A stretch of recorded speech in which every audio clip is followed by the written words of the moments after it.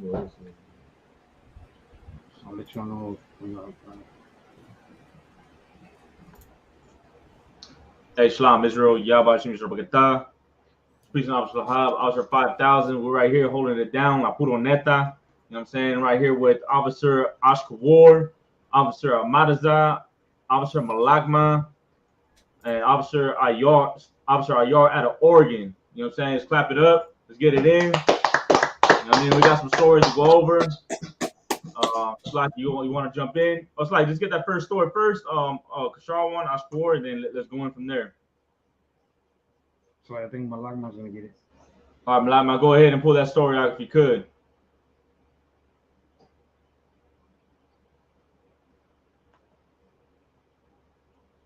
Make sure to like, subscribe, share the class. You know what I'm saying? Let's get this show spread out all social media. All right, share on your Instagram, share it on your Facebook. We're about to go into some heavy topics. We got abortion, right? We're going to abortion for a little bit. Shalom, Yarbakatah to Real Jake 144. Shalom, Sawat Ban God. The water for tuning in. Where we at, Malakma? Hey, it's like, brother. I can't hear you unless you're muted. I got it right here. I don't want to just pull it up right now. Go ahead. I'm gonna read it right now.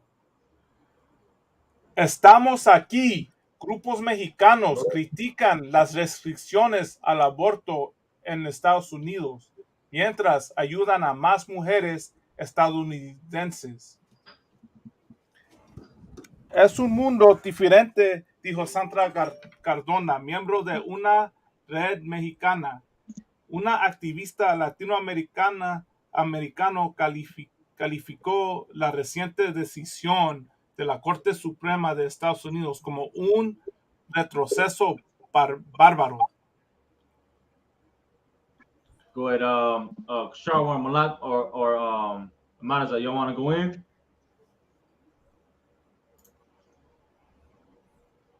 Do you want me to read more? Go ahead, read more, Salaki. Come. Monterrey, México, a primera vista solo parece una terraza en la azotea de una casa en Monterrey, en el estado mexicano de Nuevo León, a 2 horas de la frontera con Estados Unidos. Es un espacio pequeño con cocina y baño llamado la abortería y se ha convertido en refugio para decenas de mujeres y embarazadas, tanto de México como de Estados Unidos, que han decidido interrumpir su embarazo con el uso de medicamentos. Hay que hablar del aborto como una decisión responsable, dijo Vanessa Jiménez. Sharwan want to say something real quick. Sí, lo que pasa es que las mujeres de acá de Estados Unidos se han ido allá a México para poder abortar a su bebé. Es algo que se fueron de fuera de su manera y ahora quieren abortar a su bebé lo tienen que hacer en una parte extranjera, ¿sí me entiendes? You go ahead and keep reading. Concert. Hay que hablar del aborto como una decisión responsable, dijo Vanessa Jiménez Rubalcaba, una de las fundadoras del espacio, en entrevista con Noticias Telemundo. El aborto es una decisión amorosa y segura. También es un procedimiento médico simple.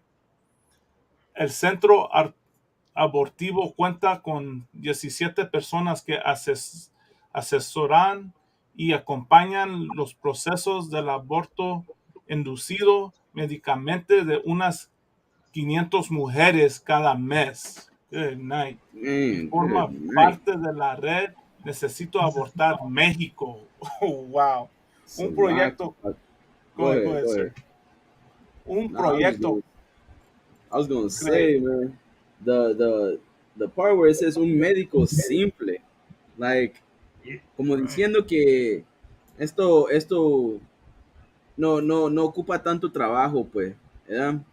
aunque en el Estados Unidos ya no lo quieren hacer o no lo dejan no dejan a las mujeres a abortar o a matar a sus hijos, ¿verdad? Acá van a seguir el mismo, acá podemos agarrar su dinero, es todo lo que ellos quieren, el dinero, y 500, dice, ¿verdad? 500 mujeres cada mes, imagínate eso, 500 mujeres cada mes, como estas mujeres no tienen, es como hay planes para no seguir, para no tener hijos, como hay planes para, ¿cómo se dice? To prevent these situations. You know what I'm Para saying? prevenir. Ajá, exacto. Y en esta manera, el único plan o la única decisión que ellos pueden tener es a matar a ese niño, ¿verdad? Porque no tienen el conocimiento, ¿verdad? No tienen el conocimiento de qué significa la vida, ¿verdad? Y ellos andan tomando su poder a quitarle la vida a algo que no tiene no tiene poder, que está adentro. Igual como ella tiene la manera de vivir, ese hijo también tiene ese mismo derecho de vivir, ¿verdad?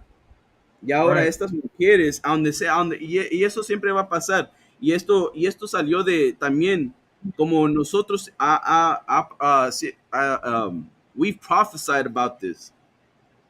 Jeremiah Hyman prophesied about this.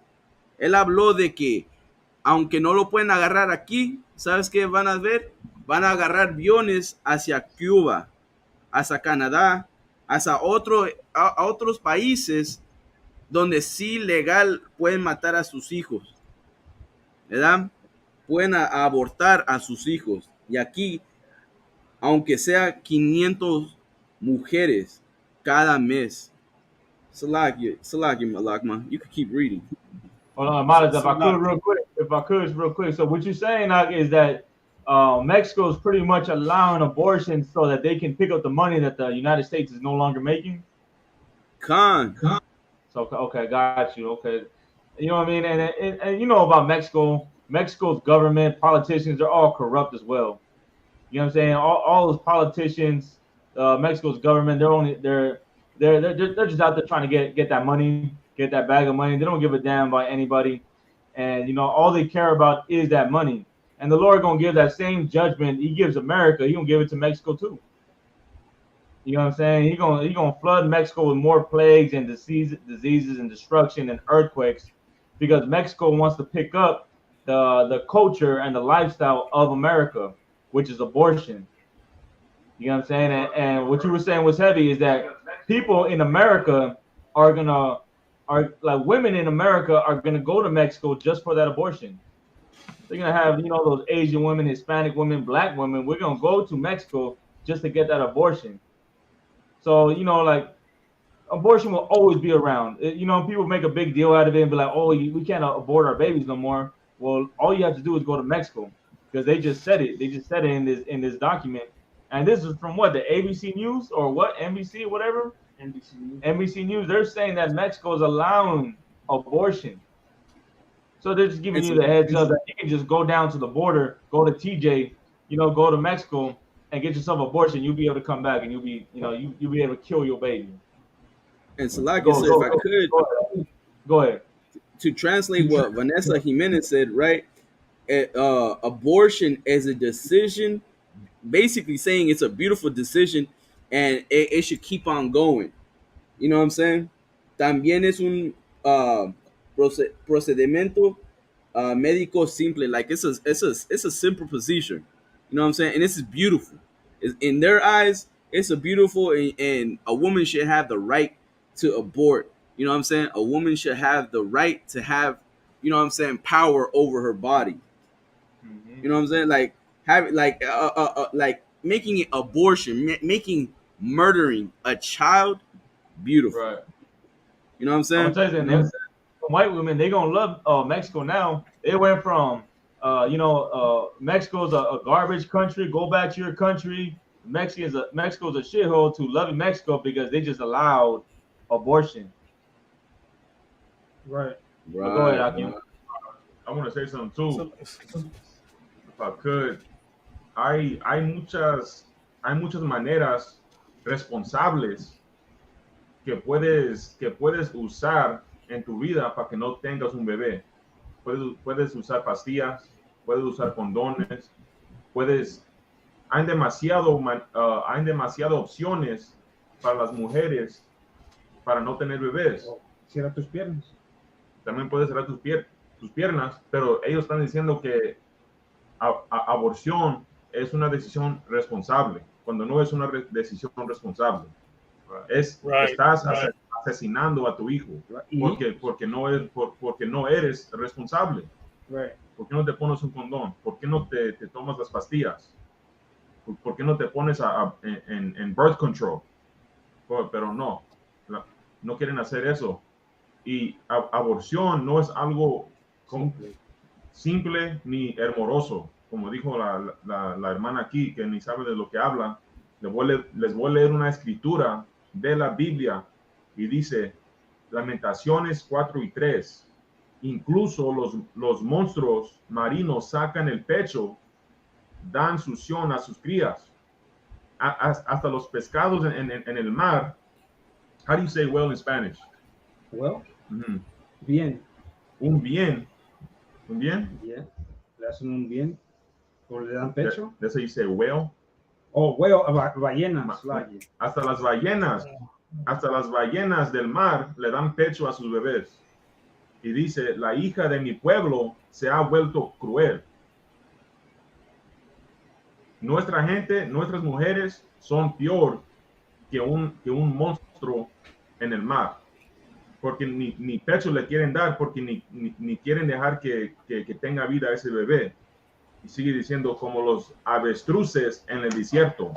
¿Por qué dice que es más una mujer del pueblo de Dios? Por eso dice mi pueblo. Está hablando de la nación de Israel. ¿Me entienden?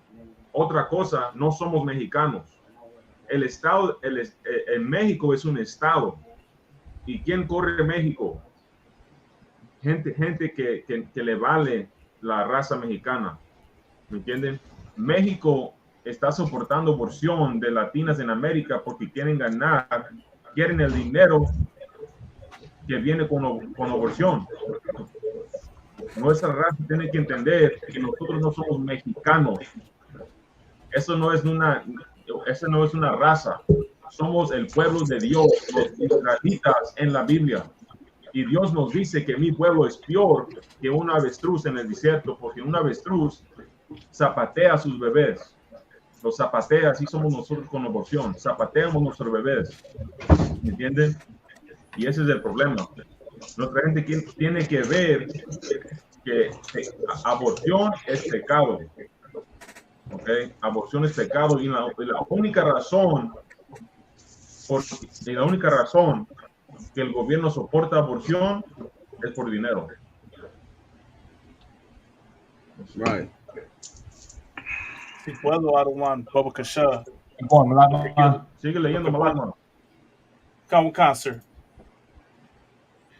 El centro abortivo cuenta con 17 personas que asesoran y acompañan los procesos de aborto inducido médicamente de unas 500 mujeres cada mes y forma parte de la red Necesito Abortar México, un proyecto creado hace 6 años para apoyar a las personas que necesitan orientación sobre el aborto. Se trata de brindar todas las herramientas emocionales, físicas, económicas para que las mujeres vivan un aborto de manera digna. Dijo, un aborto de manera digna. No hay una manera de tener un aborto de manera digna, ¿sí me entiendes? Lo que estás haciendo, estás asesinando a tu hijo o hija. ¿Sí entiendes? No hay una manera de que hagas eso digno. Right. Hey, Salakia, if I could, mira, para dejarles un ejemplo en qué tan grave es abortar un niño, porque la mujer, su cuerpo, se anda listando para para tener todo su sistema, para que trabaje, para que apoye a ese hijo, ¿verdad? Yo conozco una mujer que ha tenido varios, abortions, ¿verdad? Que tanto ha tenido mucho que cada vez que llega su tiempo how do you say monthly in Spanish? Tiempo del mes, Su su tiempo de periodo, mes, ¿verdad? regla. A ella la tienen que llevar al ER porque tanto que ha ido a los abortion clinics que le duele en esos tiempos, en ese mes, le duele tanto su cuerpo y su cuerpo no soporta ese daño, pues. El daño de que tantos niños que ha sacrificado, Abortado. ¿verdad? Para su felicidad, ¿verdad? Para que ella tenga su trabajo, para que ella sigue viviendo y sigue haciendo lo que ella se le da su regalada gana. Y eso es Right. algo mal, pues. Su cuerpo lo va a saber. Tu cuerpo lo va a saber. Tantos hijos, tantos niños que ha echado al bote para tu felicidad.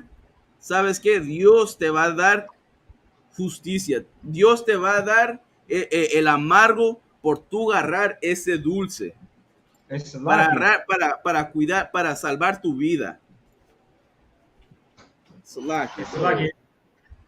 También eso que le pasa por abortar sus hijos es un reminder y es el castigo de Dios. ¿Sí entiendes? Cada vez que la tienen que llevar al hospital, Dios le está dando un recuerdo de cuántos abortos ha tenido. Por eso le dan esos dolores. ¿Qué onda, mi raza? bueno, Shalom, ¿qué tal? Shalom, Yahweh, Go ahead, Malak, Salakia, just introduce. Sí, Salaki, Aruan, nomás quería decir algo. El aborto, ¿verdad? Es una manera de exterminar a nuestra raza y este opresor, ¿verdad? Les ha lavado la mente a nuestras hermanas, haciéndoles creer que eso es un derecho de mujeres, que es algo, ¿cómo se dice? Un derecho que ellos pueden tener a abortar su niño y que adicional a una mujer que tenga ese bebé es un método de opresión para ellas, ¿verdad? Cuando eso es una gran mentira y es una mentira peligrosa, ¿verdad? Porque una gran cosa que una mujer puede hacer es a tener ese bebé. Es la cosa más bellísima que puede ser ella, tener ese niño. Y este país, este opresor, les lava la mente a nuestra raza, diciéndoles que si tú tienes un niño, ya es el fin de tu vida. No puedes ir, ¿verdad? A salir, no puedes ir a hacer los parties, a disfrutar tu vida. Ya se terminó tu carrera y todo, ¿verdad? Porque esa es la propaganda que ellos quieren tirar a nosotros para que nosotros, ¿verdad? Exterminamos nuestra próxima generación de gente, ¿verdad? Las mujeres que no están en acuerdo con lo que decimos nosotros, pues pueden ir a leer, ¿verdad? De Margaret Sanger, de Planned Parenthood, del programa Eugénica, ¿verdad? Que era un programa designado para nuestra raza, ¿verdad? Mira la documentaria que se llama No Más Bebés, ¿verdad? Este país siempre ha buscado el modo, ¿verdad? Que nosotros mataremos a nuestros niños, porque ellos no quieren que nosotros, ¿verdad? Tenemos una gran población, por eso es que pasan mentiras y propaganda diciendo que nosotros tenemos muchos bebés, que es problema para el sistema, no pueden mantener a nosotros, cuando nosotros ni queremos que este sistema nos mantenga, ¿verdad? La raza es una raza bien trabajadora. Nosotros no necesitamos estos gringos para nada. Ellos necesitan a nosotros. Y nuestras hermanas se tienen que despertar y que se pongan las pilas, ¿verdad? Para que ya no se dejen que se lavan la mente, ¿verdad? Pero se la quiero, No, claro, estoy, entrándole aquí ahorita mismo, apenas llegando, Shalom, a toda la raza, aquí con ustedes, su servidor, Kazak Yad, como siempre, atento a los hermanos aquí, del ISPQ, aquí conmigo mismo, con la neta, estoy escuchando lo que están hablando, ¿verdad? Y pues claro, ¿verdad? Lo que están diciendo es muy cierto, es real true what they're saying about the abortion, el aborto, es una cosa, nuestras mujeres son una perla, un diamante, algo muy importante para la vida, tal como al hombre, como para los hijos. Y cuando empezamos a educar a nuestras hijas al aborto, es como estar educando a nuestra gente a saber odiar o pensar que está bien deshacernos de un hijo. Yo te voy a llevar un poquito al pasado, taking you to the past, nuestros ancestros, ¿verdad? Hablando de nuestra gente indígena, ya cualquier pueblo del que sea, ya sea mexica, ya sea totonaca, ya sea apurupeche, ya sea el pueblo que tú seas, ¿verdad? Te voy a decir una cosa, en nuestros antepasados, a nosotros, nuestros ancestros, era un honor tener un hijo, era un honor especialmente tener a un hombre, ¿verdad? No mucha diferencia de hombre y mujer, pero para tener un hombre era una cosa casi como sagrada, porque bien sabíamos que este hombre iba a tomar parte de la herencia de tu familia, lo que se llama tus generaciones. ¿Qué más que tener un hijo, una hija para que sigan tus generaciones y más un hijo que va a cargar tu nombre, ¿verdad? Generación tras generación. Tu hijo va a llevar tu nombre y va a llevar la honra de cómo tú lo vas a criar. ¿Qué tal que nosotros creamos a nuestros hijos con la mentalidad que está bien tener abortos, matar, ser homosexual, ¿verdad? O robar, o ser una cosa, una abominación? ¿Qué clase de generaciones vamos a darles? ¿Cómo le vamos a dar estudio a nuestras generaciones? ¿Qué educación le vamos a dar a nuestros hijos, verdad? Cuando empiecen a crecer, a nuestros nietos, a nuestros sobrinos, ¿verdad? ¿Qué clase de educación les vamos a dar? En el pasado, a nosotros era una honra tener un hijo, tener una hija, y los criábamos, los he dicho anteriormente, ¿verdad? Si eres, y tienes conocimiento de tus antepasados, sabrás que nuestra civilización antigua tenían las escuelas del Calmacac, donde llevábamos a nuestros hijos con honor a que crecer y estudios en matemáticas, en guerra, en educación, en agricultura, de todas clases de educación, y los llevábamos por la honra que teníamos nosotros, no nomás en nuestros hijos, pero el criarlos. Y ahora, estando en los Estados Unidos, se nos ha olvidado lo que es criar un hijo con honra. Los estamos dejando que se crean, que sean creados de una manera que no es de nosotros. Esto de las abortaciones no es de nosotros, la raza mexicana, ni centroamericana, ni la raza latina, vamos a ponerle así, ni la raza latina. Esto de los abortos viene de esta nación que se llama América, los Estados Unidos, de los gabachos, para decírselos clarito. Ellos son los que usan esto, y originalmente, yo sé que los hermanos ya lo mencionaron, ¿verdad? Originalmente, esta genocida de lo que se llama abortación fue creada para hacer menos a los morenos, a los indios nativos y a nosotros los mexicanos. Para eso fue creada. Esto no fue hecho para todos, esto fue hecho para nosotros. Y si notan muy bien, cuando tú veas un lugar de aborto, ¿verdad? Planned Parenthood, ¿verdad? Las clínicas siempre están en las áreas bajas, o lo que le llaman ellos áreas bajas, donde están los latinos, los indios nativos y los mexicanos, la raza y los morenos. Allí es donde se concentran, y lo hacen a propósito, porque nosotros somos a los que se dirigen para estas cosas. Y nosotros deberíamos de tener más entendimiento de nuestra cultura y más honra de nuestra cultura, y no caer en estas trampas que ponen los gabachos en contra de nosotros. hay que tener un poquito más de inteligencia y tener la honra, como si rápido decimos, oh no, pues Chicano Power, Mexican Power, Brown Pride. Sin embargo, estamos en esto del aborto. What kind of brown pride is that when you're killing your children? What kind of Chicano pride is that when you're children and murdering your children? When you're miseducating your children and letting them know that abortion is good, that killing a child is good, no matter what age he is. Y mucha gente dice, no, pues es que si hubo, ¿cómo se dice? A rape, ¿verdad? O algo así. Entonces, mira, esa situación de la que hablan, porque es lo primero que traen las mujeres. Well, the rape, the incest, this and that. Claro, pero no todos son así. Y lo que pasa es que muchas toman la ventaja de decir eso, pero ellas andan de cama en cama, de hombre en hombre, de lugar en lugar, y usan eso como una excusa.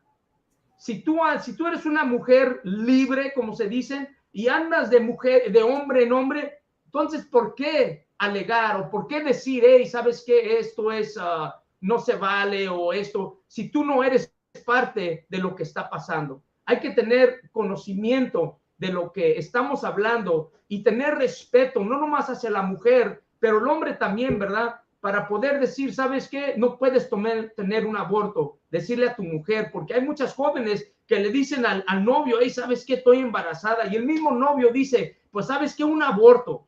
O dice, no, pues, ¿sabes qué? Hay que abortar. ¿Sabes qué? Nosotros también, los hombres, tenemos que tener la responsabilidad de decir, ¿sabes qué? Aquí no vas a abortar. Ese niño está hecho y lo tenemos que hacer a como dé lugar, porque así es como debe de ser. Nosotros deberemos de ser responsables de todo lo que hacemos. Si no quieres tener hijos, si no quieres tener niños, pues no estés metiéndote con otros hombres o con hombres. Ten las piernas cerradas, como dice aquí la oficial, ¿quién fue? Oscar Ward, ¿verdad? Mantén tus piernas cerradas para que no tengas que abortar, ¿verdad? O métete en una relación y mantente allí. Pero una cosa tienes que saber, hay que tenerle honra a los hijos, hay que tenerle honra a lo que es tener un hombre y una mujer. Hay que ser honrados porque de eso se trata esto. Esto se trata de un poquito de conocimiento, de tener bien puesto, como dicen para los hombres, lo que es estar con una mujer, ¿verdad? Porque de eso se trata. No podemos hacer esto a un lado. Anybody want to jump in? Go ahead. Si puedo, Armand Salakia. Lo que quiero decir es que eso es la propaganda que tira este opresor a nosotros, ¿verdad? Le echan la culpa al hombre por las abortaciones, ¿verdad? Por el aborto. Al mismo tiempo que la mujer dice que es porque la abusan y la violaron y todo eso, ¿verdad? Te quieren echar la culpa al hombre, ¿verdad? Mexicano, al hombre hispano, al hombre latino. Ustedes mujeres, eso es el problema con nuestras mujeres. No se quieren, ¿verdad? Tomar responsabilidad por la verdad, cómo fallan ellas. Pero bien le quieren tirar, ¿verdad? La culpa a nosotros, porque eso es lo que enseña en los Estados Unidos, es lo que enseña el hombre blanco, ¿verdad? Y por eso decimos que el opresor es el diablo que dice la Santa Biblia, por las mentiras que tiran nosotros, ¿verdad? Porque hay varios hombres que quieren cuidar a sus hijos, ¿verdad? Hay varios hombres que se quedan ahí y son responsables. Pero estas mujeres también que quieren nomás salir, ¿verdad? Ir al baile todas las noches y meterse con otro. Como que no hay varias otras opciones que una mujer puede usar, que el aborto es el único que previne todo eso. Pues eso, ¿verdad? Es la mentira del hombre blanco y eso es por propaganda para que ganan a nosotros, que matemos a nuestra, ¿verdad?, generación. Go ahead. Si puedo, quiero leer otra escritura, ¿verdad? Sobre esta historia. Aquí dice en el libro de Lucas 19 y 27, pero aquellos, mis enemigos, que no querían que yo reinara sobre ellos, traerlos acá y los matan delante de mí. Y eso lo está diciendo Cristo, el Cristo que amamos, el Cristo que le rezamos. Gracias, Cristo, que esta aborción salió bien, que no me morí, ¿verdad? Ese Cristo dijo, ven, mata, traerlos acá y los matas delante de mí, aquellos mis enemigos que no querían que yo reinara sobre ellos. Y está hablando de ustedes, las mujeres que no quieren decir, ¿sabes qué? No voy a abortar mi hijo, porque dice Dios que no puedo abortarlo. Una mujer dijo, yo puedo tener mi relación con Dios y no seguir lo que dice la Iglesia Católica. En primer, la Iglesia Católica ya está mal, pero ella cree que Dios está en la Iglesia Católica, pero ella dice, yo todavía puedo abortar a mi hijo y tener relación con mi Dios. Eso es falso. Dios te va a matar. Así como tú mataste a tu hijo inocente, Dios a ti te va a matar. God. Es todo. ¿Quién más? Man, todo este jale se ha sido tan grave que nuestras mujeres ya parecen cementerios de tantos abortos que han hecho en su cuerpo. Son unos cementerios nuestras mujeres por estas maldiciones. Si estas mujeres piensan que ese cuerpo es de ellas para asesinar a un niño que todavía no ha nacido, entonces esa mujer es maldecida también. Y que las maldiciones de Dios caigan sobre ella por esa abominación que ha hecho, por ese asesinato contra los hijos de Dios, que no saben que nosotros somos una reencarnación. Nosotros ya estuvimos aquí.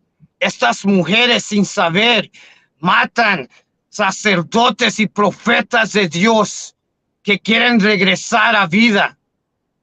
Y son unas malditas por esos asesinatos. Unas malditas. Y que Dios les dé muerte a ellas también. ¿Alguien más tiene algo que quieren decir antes que nos movemos a la próxima historia?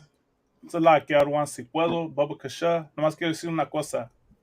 Para ustedes, hermanas y mujeres allá, ¿verdad? Que afuera en el mundo que quieren hacer el aborto, de ese bebé a nosotros los vamos a cuidar. Si no lo quieres,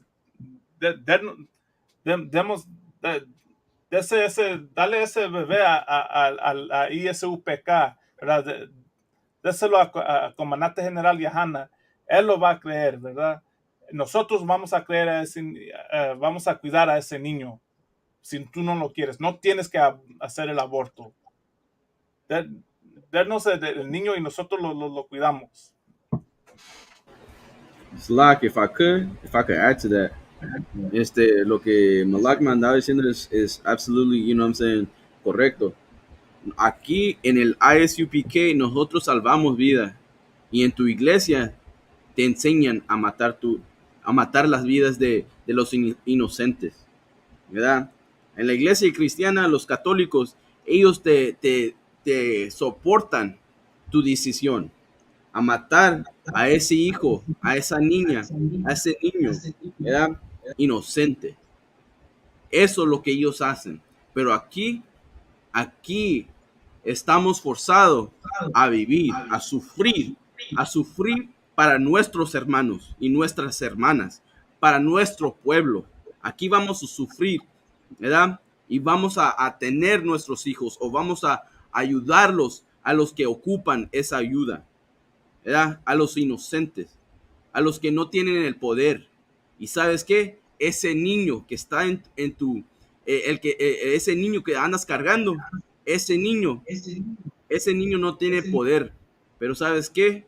Aquí no, el Dios que manda, él sí tiene poder. Él tiene el poder de quitarte la vida o de dártela, ¿verdad? De guardártela. Pero ¿sabes qué? Tú no tienes el poder, ¿verdad? Tú no tienes el derecho de quitarle la vida a ese niño, ¿verdad? No más, el único que tiene el derecho es Dios. ¿Y sabes qué? Por tus decisiones, Dios va a decidir a quitarte la tuya igual. como tú quitaste al inocente. Slacky. Man, ¿sabes qué? Les voy a decir una cosa. You know, I was talking a little bit earlier, going back into the past a little bit, un poquito, you know, yéndome para atrás en la historia. Y les voy a decir, en la historia, nosotros, la raza mexicana, la raza latina, los chicanos, nosotros antes éramos gente de honra, ¿verdad? Y nosotros nunca andábamos con estas cosas de andar, ¿cómo se dirá? De andar, abortando. Nosotros no éramos raza que abortábamos. Permítanme un momentito. Nosotros no éramos raza que abortábamos. Al contrario, nosotros con mucha honra criábamos nuestros hijos. Let me get in here real quick. Ahora sí. Permítame. Ahora sí. Can you hear me? Can you hear me? Come on, sir. Okay, perfect. Con mucha honra nosotros criábamos a nuestros hijos. You can go ahead and put your solo. Ahora sí. Vámonos. Disculpen, tuve que arreglar un poquito aquí.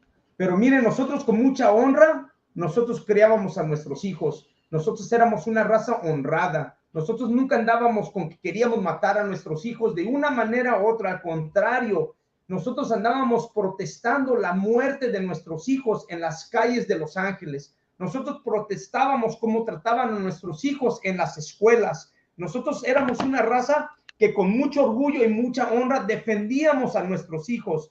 Muy poca gente recuerdan que en el 1960, en el 50, nosotros éramos raza que cuando le decían algo a nuestras hijas, hablando de, ¿cómo se llamaba este pueblo? Se llamaba Silver City, en Crystal City, en Texas. Fue cuando recién empezó la protesta en contra de cómo trataban a nuestros hijos. Crystal City fue el lugar donde empezó lo que se llamaba la revolución chicana, el levantamiento chicano, o sea, la raza mexicana que vivía aquí en Estados Unidos. La historia que lleva Crystal City es una cosa muy importante. ¿Por qué? Porque lleva honra. ¿Por qué? Porque se enseña el amor que le tiene el padre y la madre a las hijas y a los hijos. ¿Cómo te diré? Qué deshonra en nuestros tiempos no importarle de nuestros hijos. Y les voy a decir, todavía no ha acabado eso. Eso que le hicieron, ¿cuándo fue que entró el hombre a balacear a la escuela allí en Texas? Hace poco, ¿no? Hace que menos de un mes que entró el hombre y balaceó a la escuela y la policía, right? Y la policía no hizo nada. Les voy a decir una cosa, cuando nosotros decimos, cuando yo digo la policía no hizo nada, no estoy exagerando. No sé si hayan visto recientemente los videos que están sacando de las policías adentro de la escuela y cómo reaccionaron ellos a la balacera que estaba tomando en parte ese mismo momento.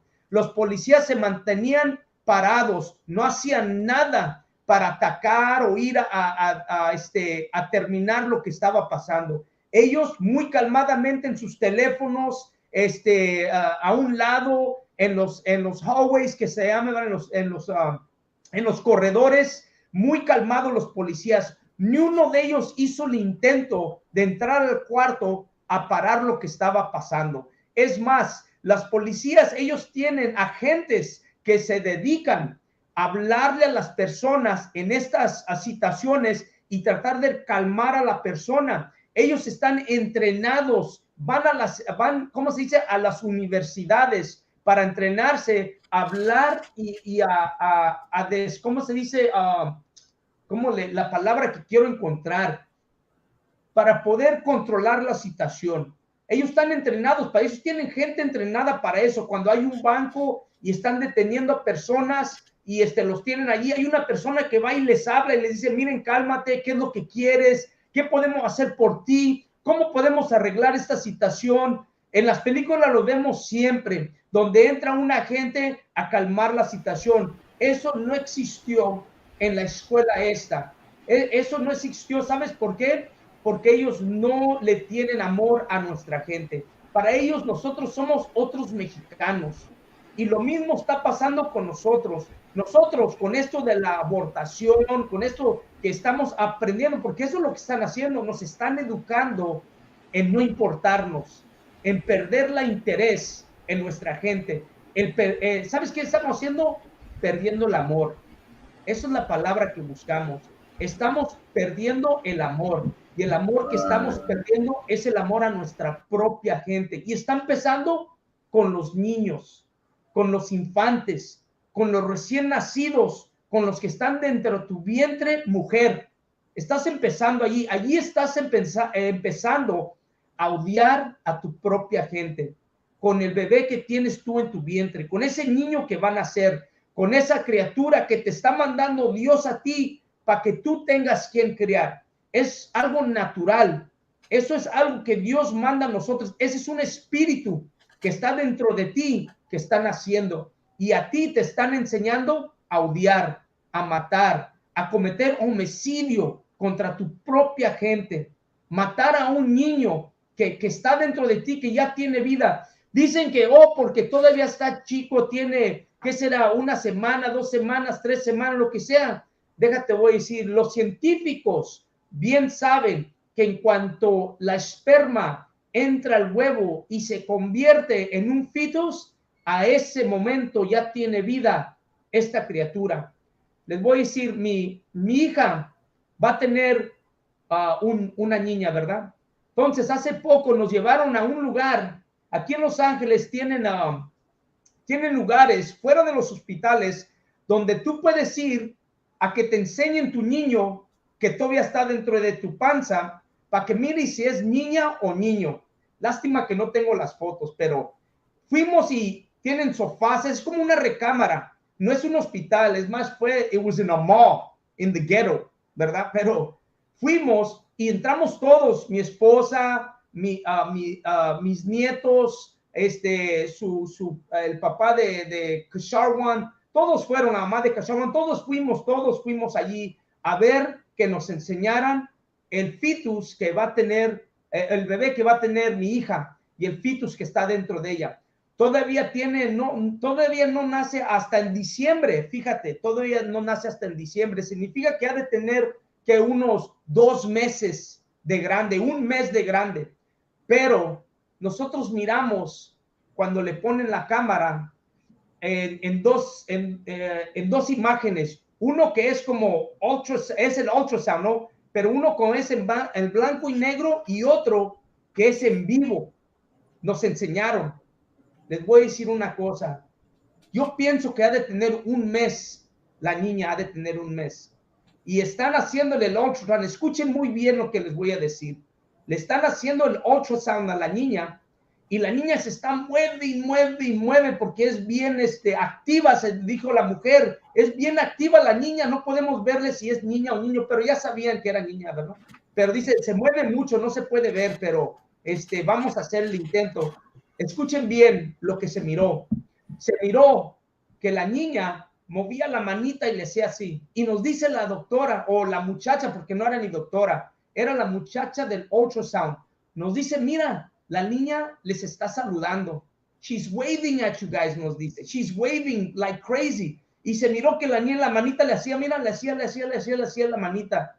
Es un fetus de de 1 mes, yo creo, 1 mes y medio ha de tener. No está muy grande, 3 meses a lo más. Es a la edad que en Estados Unidos dicen que todavía puedes tener un aborto. Al mes todavía puedes tener un aborto. Y nosotros miramos en el ultrasound una criatura que ya tiene vida, que se está mueve, que está moviendo la manita y que se mira, que escucha y mira todo lo que nosotros estábamos hablando. Nos lo acercábamos y hablábamos y siempre que hablábamos, más se movía la criatura dentro del cuerpo. Y nos decía la mujer, parece que les está escuchando porque se está mueve siempre que llegan y le hablan. Entonces, ¿a qué edad estás matando tú cuando cometes un aborto? ¿A quién estás matando en verdad? Es cierto que no tienen vida porque lo que yo miré en ese ultrasound es una criatura que se está formando, que ya tiene vida, que ya escucha, que ya siente, que ya tiene sentimientos. que ya entiende, que ya sabe quién es quién. Dicen que los niños, los fitos, cuando salen, si les pones música, ellos crecen más alegres, crecen más atentos. Dicen que si les hablas, empiezan a reconocer quién les está hablando. Y cuando salen de la pancita, dicen que hasta conocen quiénes las personas. Entonces, ¿qué nos están enseñando en los Estados Unidos cuando nos dicen que el aborto puede ser a cierto tiempo y que no hay problema, que no hay pérdida? Es una gran pérdida. Es una gran pérdida de una criatura, de alguien que va a ser tu familiar, de alguien que vas a querer, vas a amar y te va a tener cariño y te va a ver como una persona de respeto y te va a querer y te va a enseñar amor. ¿Cómo es que vamos a matar a nosotros a estas criaturas?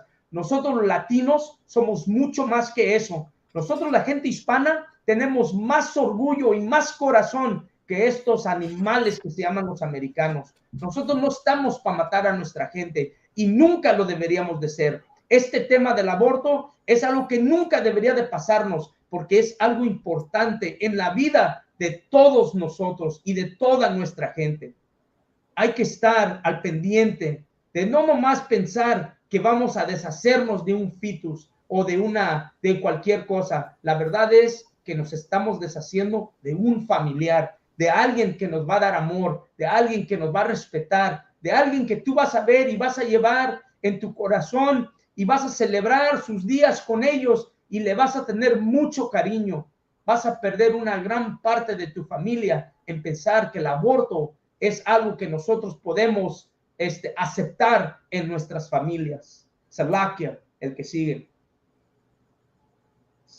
Can you hear me? Come on, sir, we can hear you. If you want, I got another precept, sir. Go ahead. Este es el libro de Romanos capítulo 6, verso 23. Dice, porque la paga del pecado es muerte, mas la vida de Dios es vida eterna en Cristo Jesús, Señor nuestro, ¿verdad? ¿Y qué es el pecado, ¿verdad? Ya aquí sabemos que la aborción es un pecado, ¿verdad? Y el pecado, ¿cómo la vas a pagar? Con tu ¿verdad? Muerto, ¿verdad? Eso es lo que dice Dios, ¿verdad? Aquí no andamos hablando nuestra palabra, pero la palabra de Dios, que es la verdad, ¿verdad? Y aquí estamos para nuestra gente, para salvar, igual como les dije desde el principio, aquí vamos a salvar las vidas de nuestra gente, de nuestro pueblo, ¿verdad? Ya estamos cansados de las mentiras que los han dicho las iglesias cristianas, las religiones, ¿verdad? Sus líderes. Estamos cansados de sus mentiras. Hay que buscar la verdad y la única manera de buscar esa verdad es bajo el comandante general Yahana, que todos aquí estamos creciendo y andamos viviendo vidas mejores, ¿verdad? Y no andamos poniendo a nuestra gente a sufrir, ¿verdad? Go ahead. All right. Pues mira, es un tema muy importante lo que estamos hablando, especialmente para nuestras hermanas, ¿verdad? Especialmente para nuestra gente, para todos los que están atentos con nosotros. Es muy importante saber esto. Hay más que platicar de esto. Si alguien tiene algo más que decir sobre esto del aborto, por favor, hablen ahorita. Si no, vamos a seguir con el siguiente tema. Pero una vez más, algo muy importante esto de la abortación. Y quisiera haber tenido las fotos del ultrasound para que pudieran haber visto lo que era eso. Pero, sin embargo, seguimos adelante. ¿Alguien más? Yes, Lucky, I got something to say, other one. Go ahead. Lo que pasa ahorita también, Raza, es que nosotros queremos ser como nuestros opresores, porque ellos tienen abortos, nosotros queremos tener abortos, porque ellos son maricones. Hay gente de nuestra raza que quiere ser maricones, y ese jale es una abominación ante Dios. Nosotros no debemos de ser como las demás naciones. Nosotros somos un pueblo especial para Dios, un pueblo santo, un pueblo diferente que toda otra nación. Dejen que las demás naciones se maten entre ellos mismos. Dejen que ellos sean maricas, que ellos aborten a sus hijos. A Dios no les importa nada de ellos. A Dios solamente le importa los hombres hispanos, negros y indios nativos. Nosotros somos su pueblo. Los mandamientos que Dios dio en la Biblia son para nosotros. Es una orden seguir sus mandamientos. Porque es como dijo el carnal hace rato, cada vez que tú matas a un hijo tuyo con una aborción, tú vas a también tener muerte. Tú vas a tener esa maldición. Y si Dios no te quita tu vida, te va a quitar la vida de alguien que tú quieres de lo exageradamente. Alguien que tú amas mucho. Dios te va a dar donde más te duela por no seguir sus mandamientos. Regresen a la Biblia, regresen a la verdad. Y eso solamente está aquí, en la escuela israelita de conocimiento práctico universal, debajo del comando de nuestro general Yahana. Solamente aquí está la verdad.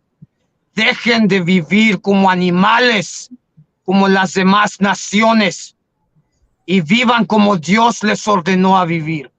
That's it, Alvin. Claro, claro. Mira, Miguel Herrera tiene una buena pregunta. What about birth control? That's a good topic. What about birth control? Anyone have anything to say about birth control? Sir, I do Salakia. Go ahead.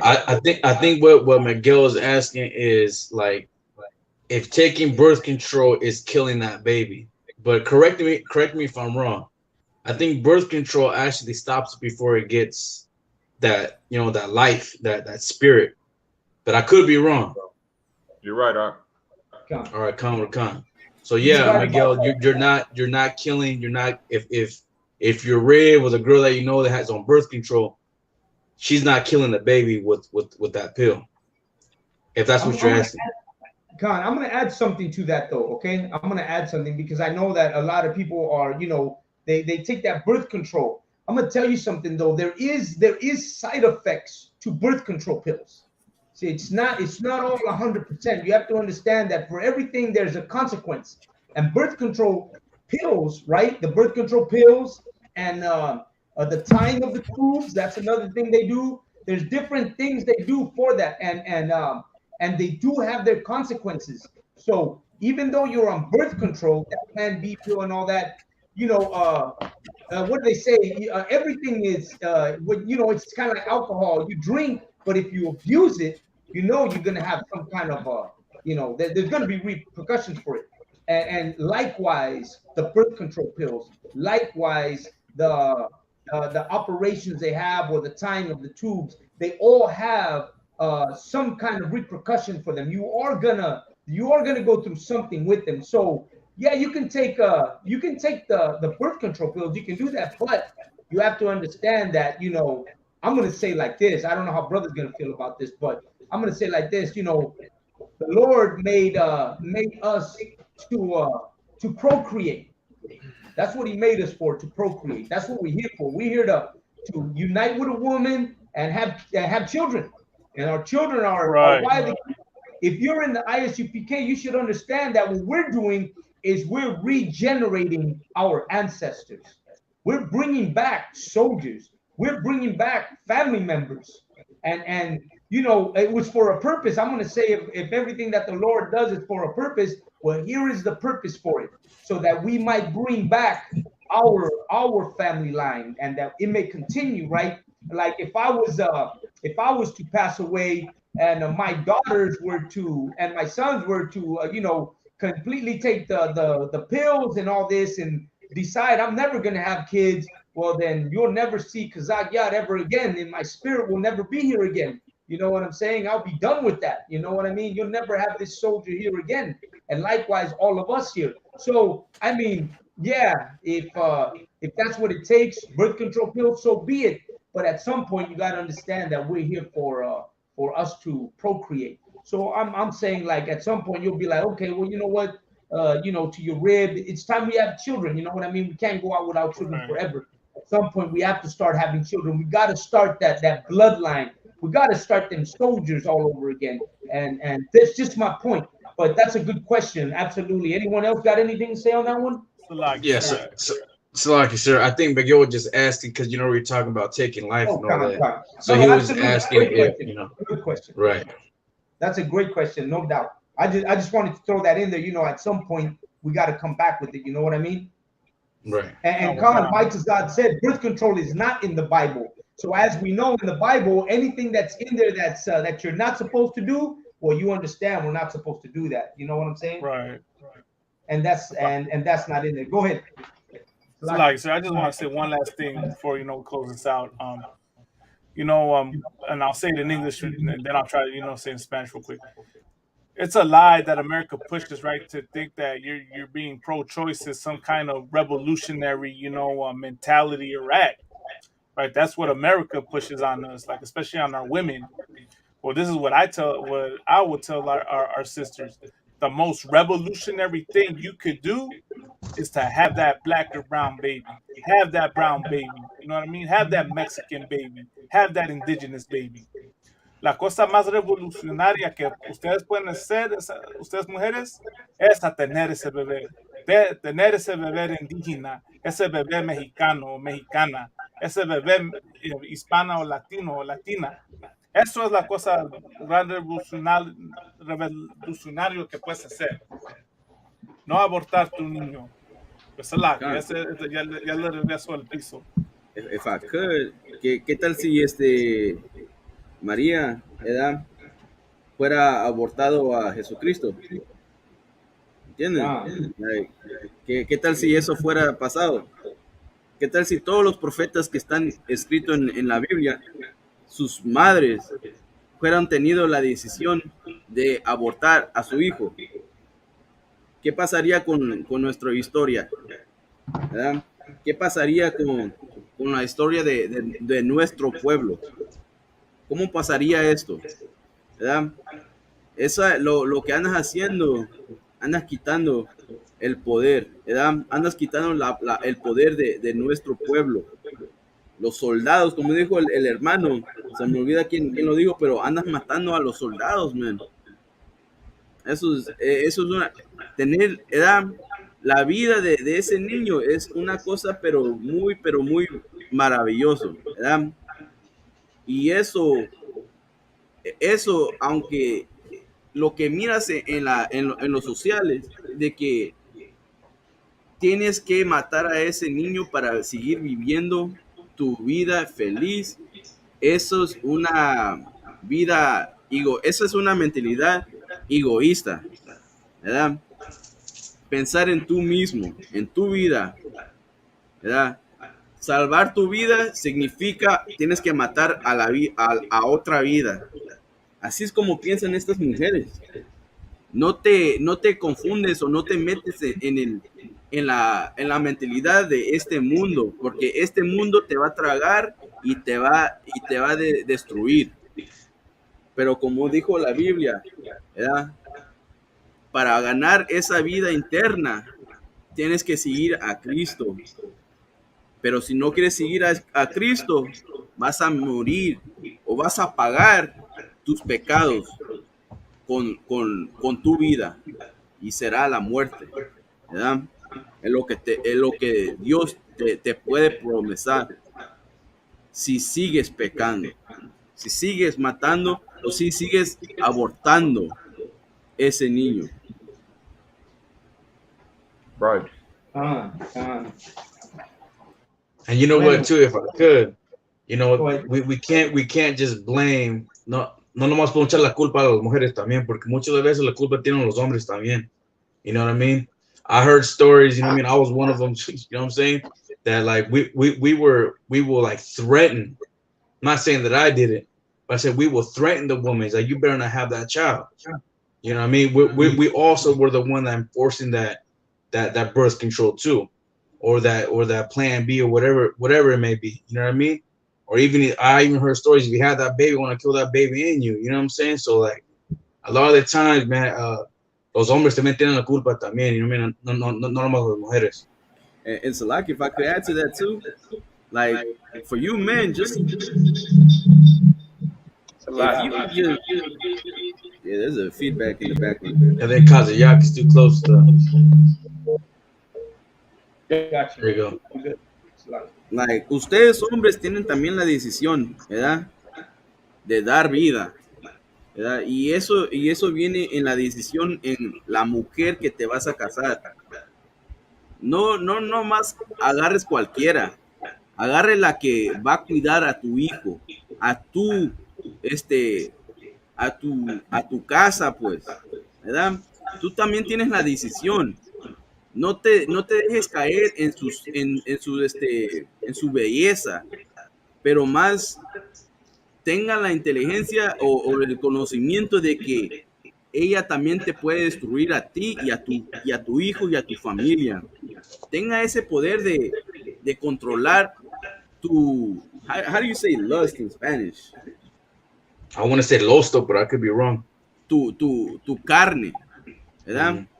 Tu carne, tanto de todo lo que tus ojos ven o todo lo que te da placer también a ti, ¿verdad? Porque tú también eres egoísta, ¿verdad? Y tú también andas fallando a tu pueblo. Como un hombre un líder, ¿verdad? Un hombre que debería de cargar a su familia adelante, tú también los andas tirando a la basura, los andas tirando al polvo. Andas convirtiendo toda esta nación a polvo por tus decisiones, por no decidir a una mujer mejor. Y'all can take that. Yeah, kind of, if I could too. You know, en la escuela israelita tenemos una regla que le decimos a las mujeres, también a los hombres, si se van a casar, which is sexo, si se van a casar, que toman los 6 meses. En esos 6 meses, en esos 6 meses, ahí puedes saber si esa mujer va a ser tu mujer o va a ser una amiga o, you know what I mean? Like, think twice before you lay that pipe down, you know what I mean? And the UPK, we talk about the 6 months rule. So in those 6 months, you will know if that woman is right for you. You know what I mean? So be patient, you know what I mean? Think with this and not the other head. Salaki. Khan, absolutely. Well, listen, this is a good topic. Buen tema. Could go on forever, right? Pero vamos a empezar vamos a seguir al otro tema porque ya tenemos it's 1 hour each tema y ya topamos vamos al otro, pero ya saben, estamos interesados en saber lo que piensan ustedes. Claro, los comentarios son muy importantes. El participar también es importante. Miguel Herrera, gracias por la pregunta. Es una pregunta, ¿cómo se dirá? Buena, es una buena pregunta. El plan B. Y como te digo, yo no pienso nada mal en el plan B, entre tomar la pastilla y mantenerte y tu mujer bien mientras que ustedes puedan mantener al niño, pero a cierto punto hay que saber que es algo importante tener hijos. Vamos al siguiente, a la siguiente capítulo. ¿Qué es? What are we going to talk about? Malagma. Malagma, you got the next one? Sir. Let's go with the next one. So, like, sir, what's the next story I want to touch on? La historia que sigue, vamos a hablar un poquito de lo que está pasando. What are we looking at? Si quieres, puedes agarrar la historia del tráiler de la mujer que ¿sabes? ¿Sabes cuál? The Joe Biden? Now, the woman in the trailer who survived the trailer, the 50 dead in the trailer, she survived and she speaks on it. Ok, estamos hablando del incidente que pasó en Texas, donde encontraron, ¿qué fueron? 50 muertos que dejaron en un tráiler, que dejaron a los emigrantes encerrados adentro de allí y estuvieron allí su buen tiempo. Creo que fueron 48 a 50 que murieron. Y está una mujer que sobrevivió y ella está diciendo lo que pasó ella y el incidente que pasó ella estando allí. Es una cosa pues horrorosa, ¿verdad? Porque estamos viendo, hey, man, this is our family, man. Let me be straight out, man. We're talking about 50 immigrants, man, Raza, inside of that trailer who died in heat. It was over 100 degrees, and these people were stuck inside this trailer. 50 of them died, but it was more than 50 people. It was like maybe 80 to 100 people inside that trailer. And think about it, man. You're coming as an immigrant. You got that American dream in your mind. You're in the back of a trailer truck. They're bringing you across the desert. No AC, no water. You're in there with 100 people. You know what? I'm going to tell you something. That right there is kind of like looking at the slave ships that were coming from Africa, where people were just piled up side by side, defecating each other, dying in there, sweating in there. You know what I'm saying? No water, no nothing. Imagine having to live that in this time right now. A goddamn American dream that you gotta die for. You know what I'm saying? Like, you got to really understand, what our people go through and what's in their mind to try to come to this country at that risk. Man, that's a big risk. Let me tell you something. None of us in here would ever do anything like that. I think we would double think anything like that. We would be like, man, I ain't really trying to do all that. You know what I'm saying? But these brothers and sisters, man, let me tell you something. They were willing to take a risk of their lives and gave up their lives to try to make it to America. Imagine that, brother. Trying to make it to America in that, to come here and then be treated like animals, to be discriminated on, to have to struggle to get food on your table. I'm going to tell you something. When you see that taquero, when you see that elotero, when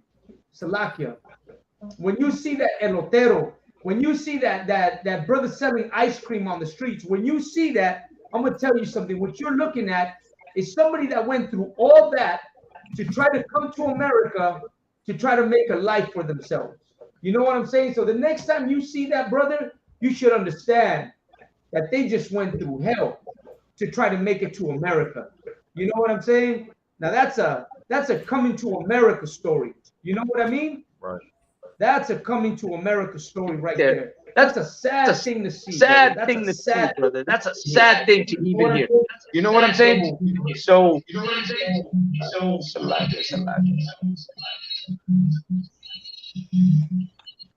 There's two of you, Ottawa. I know there's two of me. That's my twin brother right there. Your evil twins, like you. That's my evil twin. There we go. We're back on top. Yeah, so let me get that story real quick. If you got that story, there you go. Hey, any brother want to read it? Go ahead. Be my guest. Go ahead, Malakma. Come on, sir. I got it. I believe there's a video too, Malakma.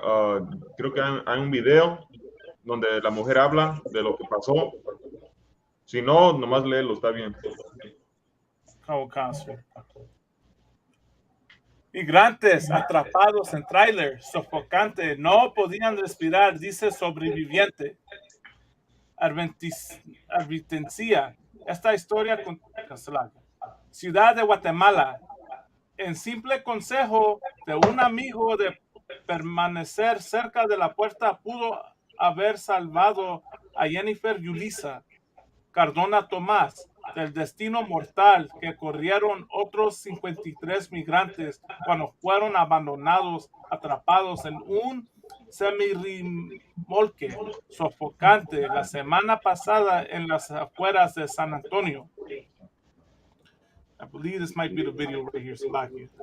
Hablando por teléfono desde su cama de hospital de lunes, la joven de 20 años de la capital de Guatemala dijo que ya hacía calor el 27 de junio cuando salió al Amalcén en el lado de Texas de la frontera con México, donde había estado esperando y se subió al parte trasera del remolque.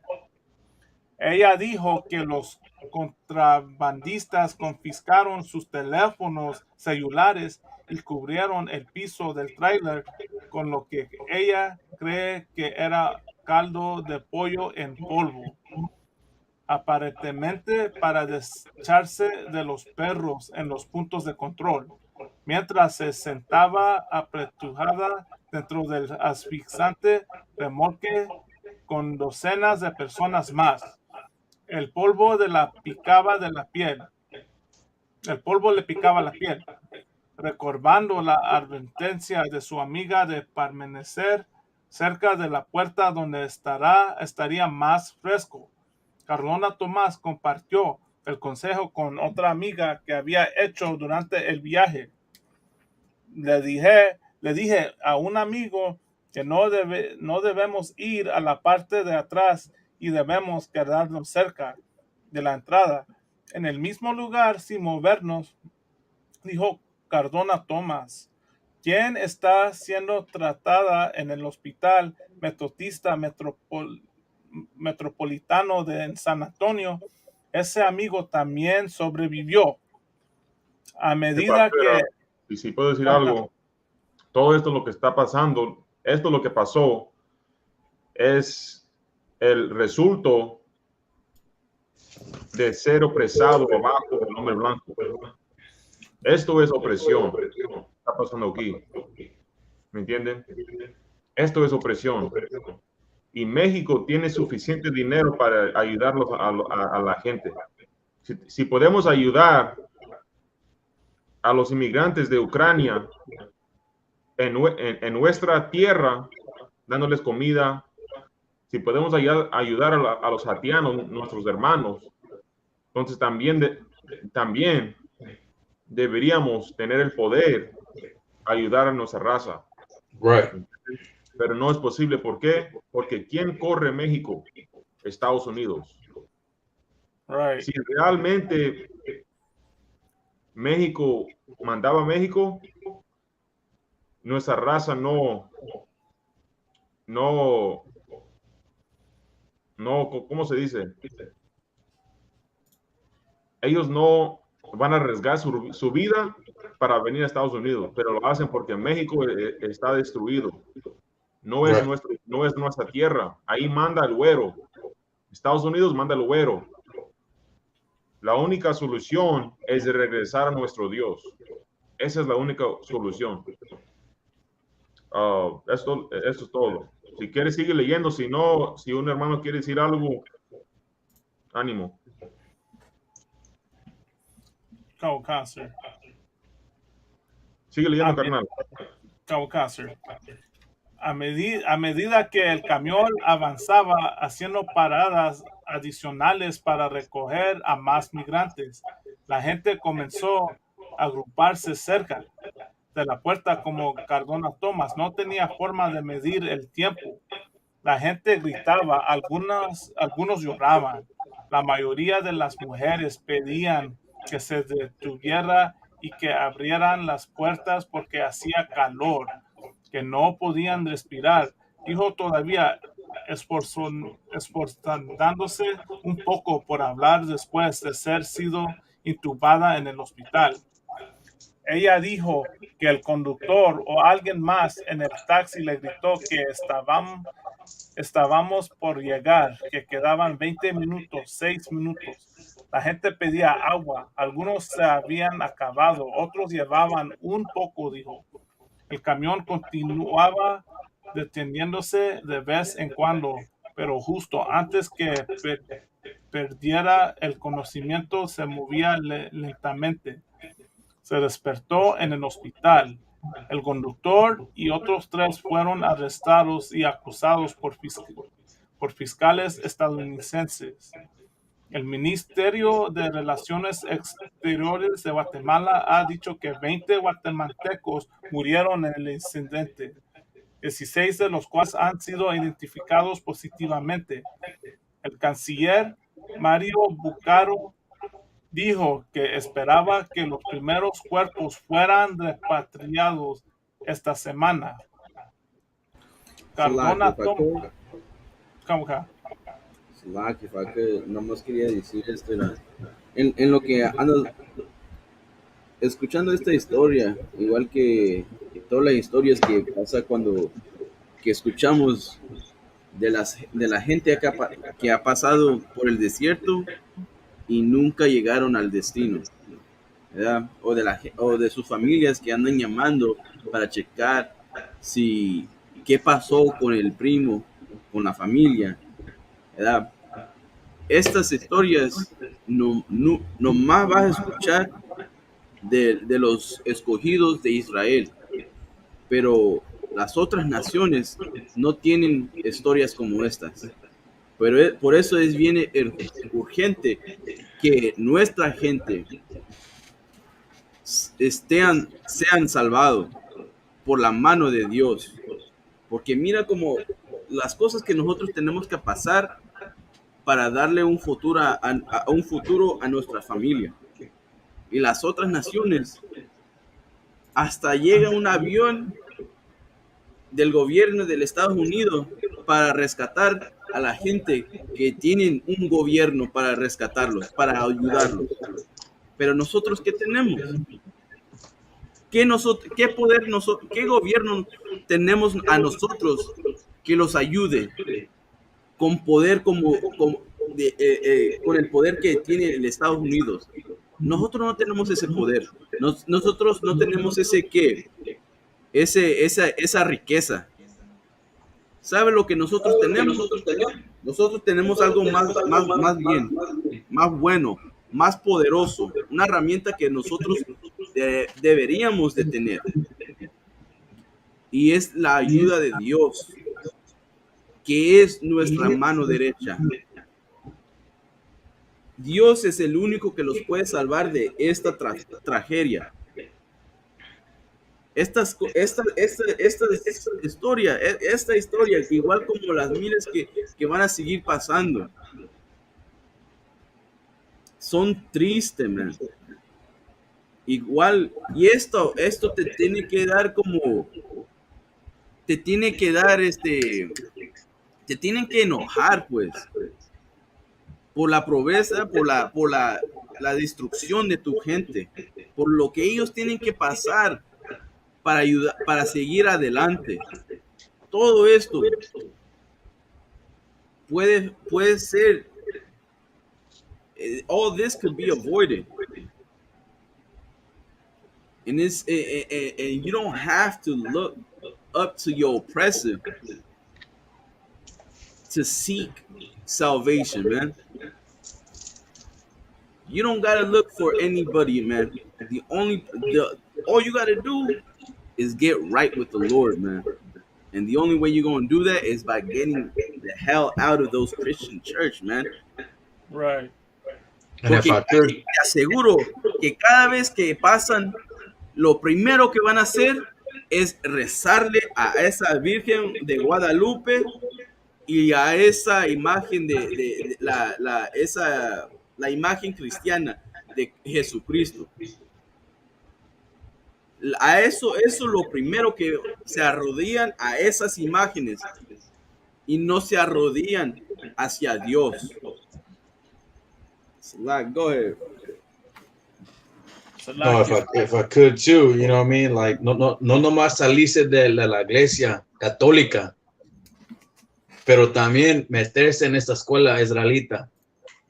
You know what I mean? See, because like get out of that church, you know what I mean? Get out of that church and come into the school. You know what I mean? Because the school has a solution.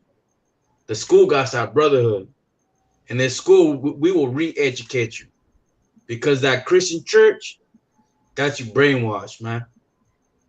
You know what I mean? Salse de esa iglesia católica y entra a la escuela israelita. That's all I gotta say. You know what I want to add? I want to add real quick is, you know, we're looking at these 50 brothers, man, Latino brothers, Hispanic brothers, Raza brothers, who died trying to cross the border to come to America because America has put a hold on Latinos coming to America. Right. They made it illegal pretty much for any Mexican or any Raza or anybody from Latin America, put it like that, anybody from Latin America to be able to come to America. This is America. Up and down all this continent is still goddamn America. It's our continent. Right. And you got 3,000 Ukrainians who are being let into America. They're not dying in trailer trucks. They're not in detention centers. They're not dying on the border of hunger. They're not asking for water or help. They're not being deported. They're not being rounded up. You don't see no border patrols on horses whipping any Ukrainians. On the contrary, you're seeing Ukrainians being treated like humans. Right. And you're seeing Latinos being treated like animals. How come we have to live like that? Well, what about us? Well, what's the difference between us and them? How come they're not getting this treatment? They're being allowed to cross the border, all good and no problems. They're being allowed to come over here. They're doing rapid human processing at the border when it comes to the Ukrainian people. But us, our black brothers and brown and Hispanic brothers, and I'm going to say it, the black and brown, because Haitians are black and Latinos are brown. The black and brown, we're not allowed. We're not given the same benefits. They're completely stripped away.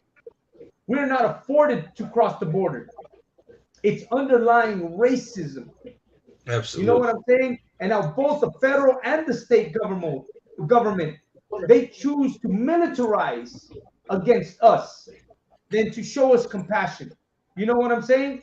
You know, they said if I could. It was horrified, it was heartbreaking. He may say all this horrified, heartbreaking, and compassion. Greg Abbott, the governor of Texas, him too, man. He may say all these things of how he's sorry for what happened, but the closure of the borders are forcing Hispanic people to take dangerous routes into America to follow the same thing that those goddamn Ukrainians are following. And that is the American dream.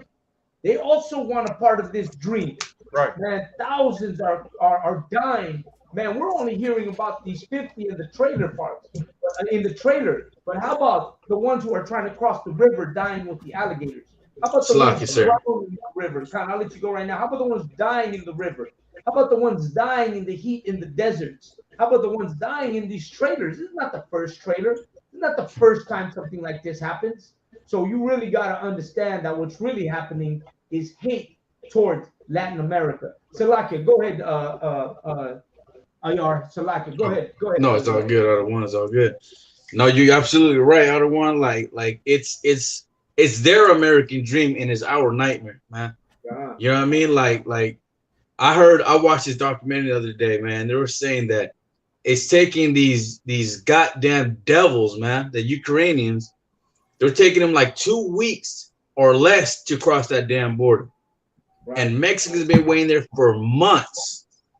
And then I even heard that when a Mexican, you know what I mean, like Kaziak just said, that we have to find these dangerous routes. You know what I mean? Running on foot or hiring these coyotes, you know what I mean? Paying these cartels. Each immigrant from the Mexican side of the border, a Mexican, has to pay another Mexican, which is a coyote, about $10,000 American dollars.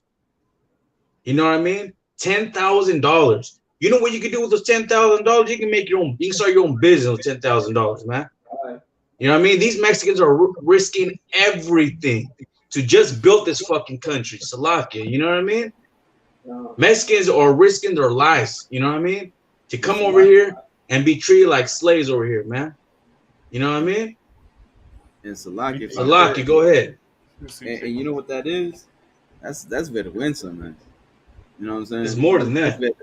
That's like it's death, man. It's murder. It's a sad thing, man. Like todo eso is like it's like you shouldn't put that effort into coming over here pero para qué? Para perderlo todo. Listen, if I could, the reason why they're coming over to this country is because the same reason why the Ukrainians are coming over here. Because there's fucking terrorism going on in Mexico. Right. The cartels are ruling Mexico. There's more murders in Mexico than anywhere else on the fucking planet, Salakia. That's why they're crossing this border. That's why they're risking their lives crossing that damn border. You know what I mean? They don't talk about that. But the reason why these Mexicans are crossing that border is because of the war and murder and terrorism that's going on in Mexico. That's the reason why they're risking their lives to get a job and to build America and to be the slaves of America, to continue picking cotton for America, to continue building for America. They're risking their own lives to go do that, man, because of the bullshit that's going on in Mexico. Salakia. Pueblo. And it's always on both sides too, though. It's like the government and plus the, you know what I'm saying, the cartel. So it's like, what safe route do you have? You know what I'm saying? It's like, go ahead. Salaki, lo más quería hacer una pregunta a ustedes, carnales. ¿Cuántos de ustedes han trabajado en un taller? O cómo se dice, una bodega, un warehouse en inglés, ¿verdad? Y han entrado en un tráiler cuando están trabajando, haciendo este trabajo en el verano, cuando está haciendo más de 100, ¿verdad? 100 pulgadas or 100 degrees outside. You know how hot that trailer is, man. Unloading it, you know, when you working a warehouse job, unloading that hot trailer. So you can only imagine what our Raza felt being locked up in there, you know what I mean? And she was saying, you know, they were screaming for help and nobody came to their aid or nothing. You can only imagine the hellish conditions inside that trailer. Uno nomás se puede imaginar las condiciones adentro de ese trailer como el infierno, ¿verdad? Bien feo, con calor, más que eso, sufriendo. ¿Por qué? Por la situación que este país ha tirado a nuestra gente, ¿verdad? La situación que nos han dejado, ¿verdad? El terrorismo. Los carteles, ¿verdad? De que hablan ustedes, los carteles y nuestras gentes oficiales corruptados, ¿verdad? Eso viene del opresor, eso viene del hombre blanco. Right. Él tira eso a nuestra gente. Y esto es lo que nosotros tenemos que sufrir en nuestra tierra, ¿verdad? Como dijo, ¿verdad? El carnal Ayar, ¿verdad? Que el terrorismo es más peor en México. Está correcto el carnal, porque ¿sabes qué? Aquí estamos, ¿verdad? Sufriendo ese terrorismo en nuestra misma tierra. Esta nación, ¿verdad? Tiene, ¿cómo se dice? Le tiene compasión a los ucranios, tiene compasión a los árabes, a los afganos, de los Afganistán, a los iraquíes, a todas las otras naciones les tiene compasión, menos a nosotros. Y por eso tenemos el terrorismo más peor, porque nunca para. Este animal no sabe cuándo debe de parar. Y se pone más y más peor el día que pasa. Le doy el piso, le regreso el piso. Si puedo, quiero leer una escritura. Si puedo, si alguien puede agarrar Romanos 9:13. Romanos 9:13, porque lo que nuestra gente tiene que entender es que lo que está pasando aquí y lo que ha pasado por años, la opresión del reino norte de Israel, los de Guatemala, los de Honduras, la raza de Salvador, de México, lo que está pasando aquí es un sistema para un reino que es un reino malvado, un reino que no tiene justicia, un reino que es rico solo porque tiene el pueblo de Dios en esclavitud. Nuestra gente de México, de Guatemala, de Honduras, de Salvador, de todas partes de Latinoamérica, están sufriendo tanto que ellos piensan, viniendo a Estados Unidos, eso está bien. Estamos destruidos en nuestra tierra cuando vinimos a Estados Unidos, teniendo un trabajo de lavaplatos, de cocinero, ¿verdad? Es un sueño. Estamos agradecidos con Dios con eso. ¿Por qué? Porque venimos de un lugar destruido, un lugar donde hay pura muerte, pobreza, lo peor. Entonces venimos a Estados Unidos y Estados Unidos nos da pedacitos de pan. No literalmente, pero así diciendo, como los dan lo más poquito. Cuando nosotros somos la gente que le ayuda a este reino más. Esta tierra era de nosotros. ¿Me entienden? Entonces, es un sistema perfecto para este reino, para el hombre blanco, porque los esclavos están felices con lo poquito que pueden ser. ¿Me entienden? Y por eso Dios tiene que regresar, porque esto no va a cambiar. Esto nunca va a cambiar. Va a cambiar cuando Cristo regrese. Y eso es lo que tenemos que entender. Sí, tenemos que venir para acá y luchar y chambear y ganar dinero y ganar buen dinero, ¿verdad? Eso no es nada malo. Pero si realmente queremos cambiar el futuro, para que ya no seamos esclavos, para que nuestra gente ya no muera de esta manera, tenemos que regresar a las leyes y los mandamientos de nuestro Dios y aguantar, y aguantar aquí como estamos aguantando. Pero es mejor aguantar con Dios,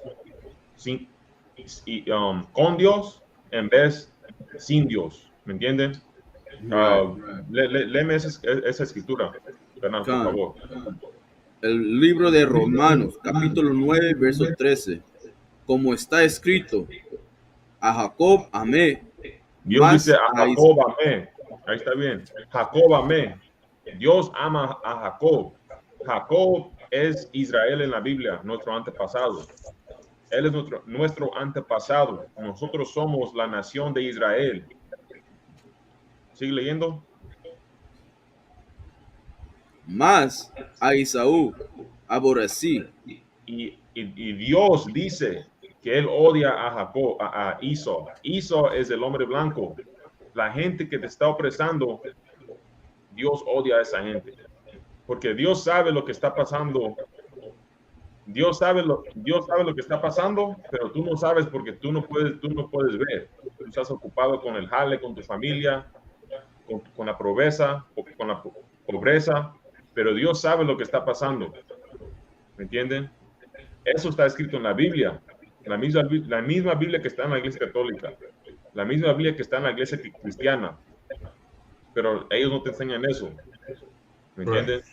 Pero es importante saberlo, porque ya cuando sabes que Dios odia al hombre blanco, ahora tú vas a decir, pues, ¿por qué lo odia?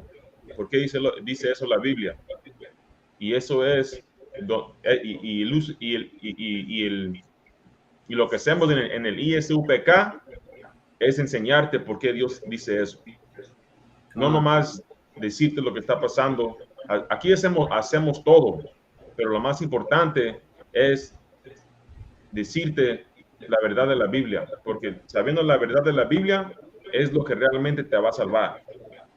Porque cuando Cristo venga, nada va a importar. La única cosa que va a importar es si tú estás guardando los mandamientos y las leyes. ¿Me entiendes? Porque este lugar va a ser destruido. Este lugar ya se está acabando. ¿Me entienden? No debes de tener fe en Estados Unidos. Sí tienes que ganar tu dinero, pero este lugar Dios ya lo marcó, ya lo va a destruir. ¿Me entienden? Right. Es todo. Most High in Christ. Well, I'm going to say, man, talking about what we're talking about, the tragedy that's happening, what we're speaking about, it's a shame because, our people, they're coming from Latin America because they're either coming for a better financial life here or they're escaping the violence that's happening in Central America and in Mexico, because that violence that we're talking about is the violence that we see with the cartels. The violence we're talking about is the violence that you see when it comes to the las guerrillas in Central America.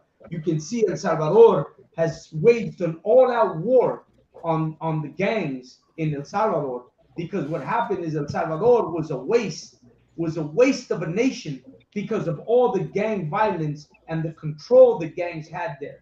You see these countries trying to get themselves together, but you see our people leaving also to escape the violence. And you know what? They're coming here to America because they figure here they can seek asylum, and there's programs here to seek asylum.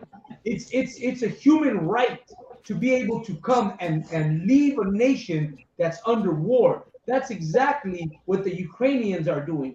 They're seeking asylum in America because their nation is at war. Well, guess what? Our nation is at war. El Salvador is at war. Honduras is at war. Nicaragua is at war. Mexico is at war. And we're trying to escape that. We're trying to give a better life to our people. And we're coming to America to seek that better life. And the closure of the borders for Hispanic people is forcing them to take these risks. And thousands are dying to try to cross that border. You know what I'm saying? And what are they doing in America? They're criminalizing the people, the Latin American people, instead of investigating and processing them the way they're doing it to the Ukrainians. A simple processing of the people who are trying to seek asylum and refuge in our borders is what America should be doing. That would be to show respect to our people. But instead, they show no respect to them. Instead, it's an all-out war against them. 3,000 Ukrainian refugees are entering the borders of America with no problem at all. So why are our people having these problems? Right. Man, we advocate in the UPK for you know for dignifying human people. That's Latin American people. We're after showing that we're, you know, nosotros somos gente digna de tener honra y de tener respeto a la gente latina, a la gente de Latinoamérica. Venimos a trabajar. We come here to work. That's why our streets are full of vendors all across America, not only here in LA, but across America. You find us vending on the streets. We're not asking for handouts. We're not asking for free food or free rent or free anything. We're not asking for welfare. We're asking for the opportunity. Isn't this not the land of the free? All these immigrants that came from England, from Ireland, from Britain, from Greece, from Italy, they came here the same. They look at their past and they're proud of, oh, we came here as immigrants. Right. We came here to struggle. We struggled. My ancestors struggled to survive. We started with a shoe shop. We started with a coffee shop. They'll tell you the stories of how their ancestors came and struggled on pennies and living tent in a house. And they'll tell you the greatest story of all immigrants, but not about Mexicans. Us, we're criminals. But yet their stories are similar to our story. To this day, we have that story. To this day, we got a poor Mexican who has nothing and grabs a little truck and makes corn out of it, sells corn out of it, or pushing a cart and sells corn.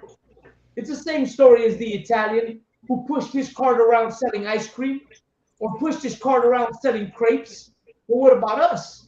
Where is our dignity in all this? Where are we chosen to be, you know, people of work, of hard labor? Or what? We're not, you know, qualified as that. Instead, we're looked as criminals. We're criminalized. That's what Hispanics are. We're criminalized, and today we see it. And then to top it all off, we got nations. You know, we got these heathens, and not only heathens, but our own people who choose to make fun of us, who choose to clown us, who choose to make us a mockery of us. You know what I'm saying? Talking about our tacos, talking about our burritos, talking about these things that they you know, that we represent to them, as if we have no dignity, as if our food is not, you know, is not valued. America runs on the Mexican labor, on Latino labor, on Hispanic labor. This place runs on us. We're the reason why America is great. We're the reason why your wars are won. We're the reason why your grass is green, why your restaurants are clean, why your warehouses are full of employees, why we don't complain about a work shift, why we work 2 jobs, why your house is being built, right? I could go on all day, but you know what? They don't categorize us in that. They see us as another wetback, as you know what? Hey, turn your music down. It's too loud. Why are you even listening to that? You know, why do you have so many people? They'll find some reason to make fun of us or to mock us or to discriminate us. You know what I'm saying? And yet, let me tell you something. We risk our lives to come to this country. We risk our lives to make this country great and to make ourselves great. We are honorable people. So why are we not looked at like that? Why do we have to struggle in this place? Why do we have to struggle even amongst our own people to be able to stand out as I don't want to be a citizen, but as citizens of a country that's supposedly great? In reality, America calls itself the humanitarian, the equal rights, the human rights. It labels itself as that, but in reality, what it shows against Latin American people and Hispanic people is the complete contrary. Go ahead if you wanted to speak. No, Salak. So I was gonna say, man, whoever's speaking, make sure the camera's on them so you can see them. Oh, Salakia. And so you know what I'm saying? Like Like they wanna call us, you know, all these names, but the one thing they don't call us is they don't call us hardworking people. The one thing they don't call us is honorable people. The one thing they don't call us is human. That's the one thing they don't call us. That's the one thing they don't address us as. I think Christopher Columbus, he himself said we were what is that word he used? That we were pleasant people. What is that word he used? Yeah, he had a word that described Latin American people as a humble, nice, beautiful. Salakia, sir. If I may, I think he was kind of saying that we were easy manipulated. Yeah. Well, but before, but he said that because he knew that we did not. We were humble. Because we were humble people. Come. Thank you for that. Yeah, because we were humble people, and you know what? To this day, that remains. The reason they take advantage of us is because we're humble people. The reason they treat us like that is because we are honorable people. It's because we show love. They step all over us, and yet we still are those same people. We still choose to be, you know, good, nice, you know, humble, non-warring, you know, whatever you want to call it. They still choose that. They step over us because we're like that. What do we have to really, let me tell you, even when we march, we still want to march with everybody. We still want to show love to everybody. You know what I'm saying? We still want to let everybody, come and help us. We always seek the help of everybody because we want to be good with everybody. But you know what? No one's good with us. You know what I'm saying? We struggle. Our neighborhoods are gentrified. Our jobs are taken from us. When they were doing the raids for the immigration raids, they weren't raiding Asian places. They weren't raiding Armenian places. They weren't raiding any other place but Hispanic businesses, Hispanic stores, warehouses where they knew Mexicans were at. They were taking us out in busloads. That's what they were aiming for. They were even taking Chicanos who looked Mexican. They were even taking them. Even though they were born in America, they were still being targeted. Why? Because of their brown skin. Go ahead. Salakia. Anybody else? Go ahead, sir. You're absolutely right, Arwan. No, go ahead, Arwan. Salakia. Salakia, si tienen algo más que quieren decir, pueden decirlo, pero también tenemos otra historia última que vamos a enseñar, pero va a ser en inglés. Va a ser del rapero Tiger, en Spanglish, del rapero Tiger, la canción que hizo y lo que piensa nuestra raza que está en el mundo, y nosotros vamos a hablar sobre esa situación.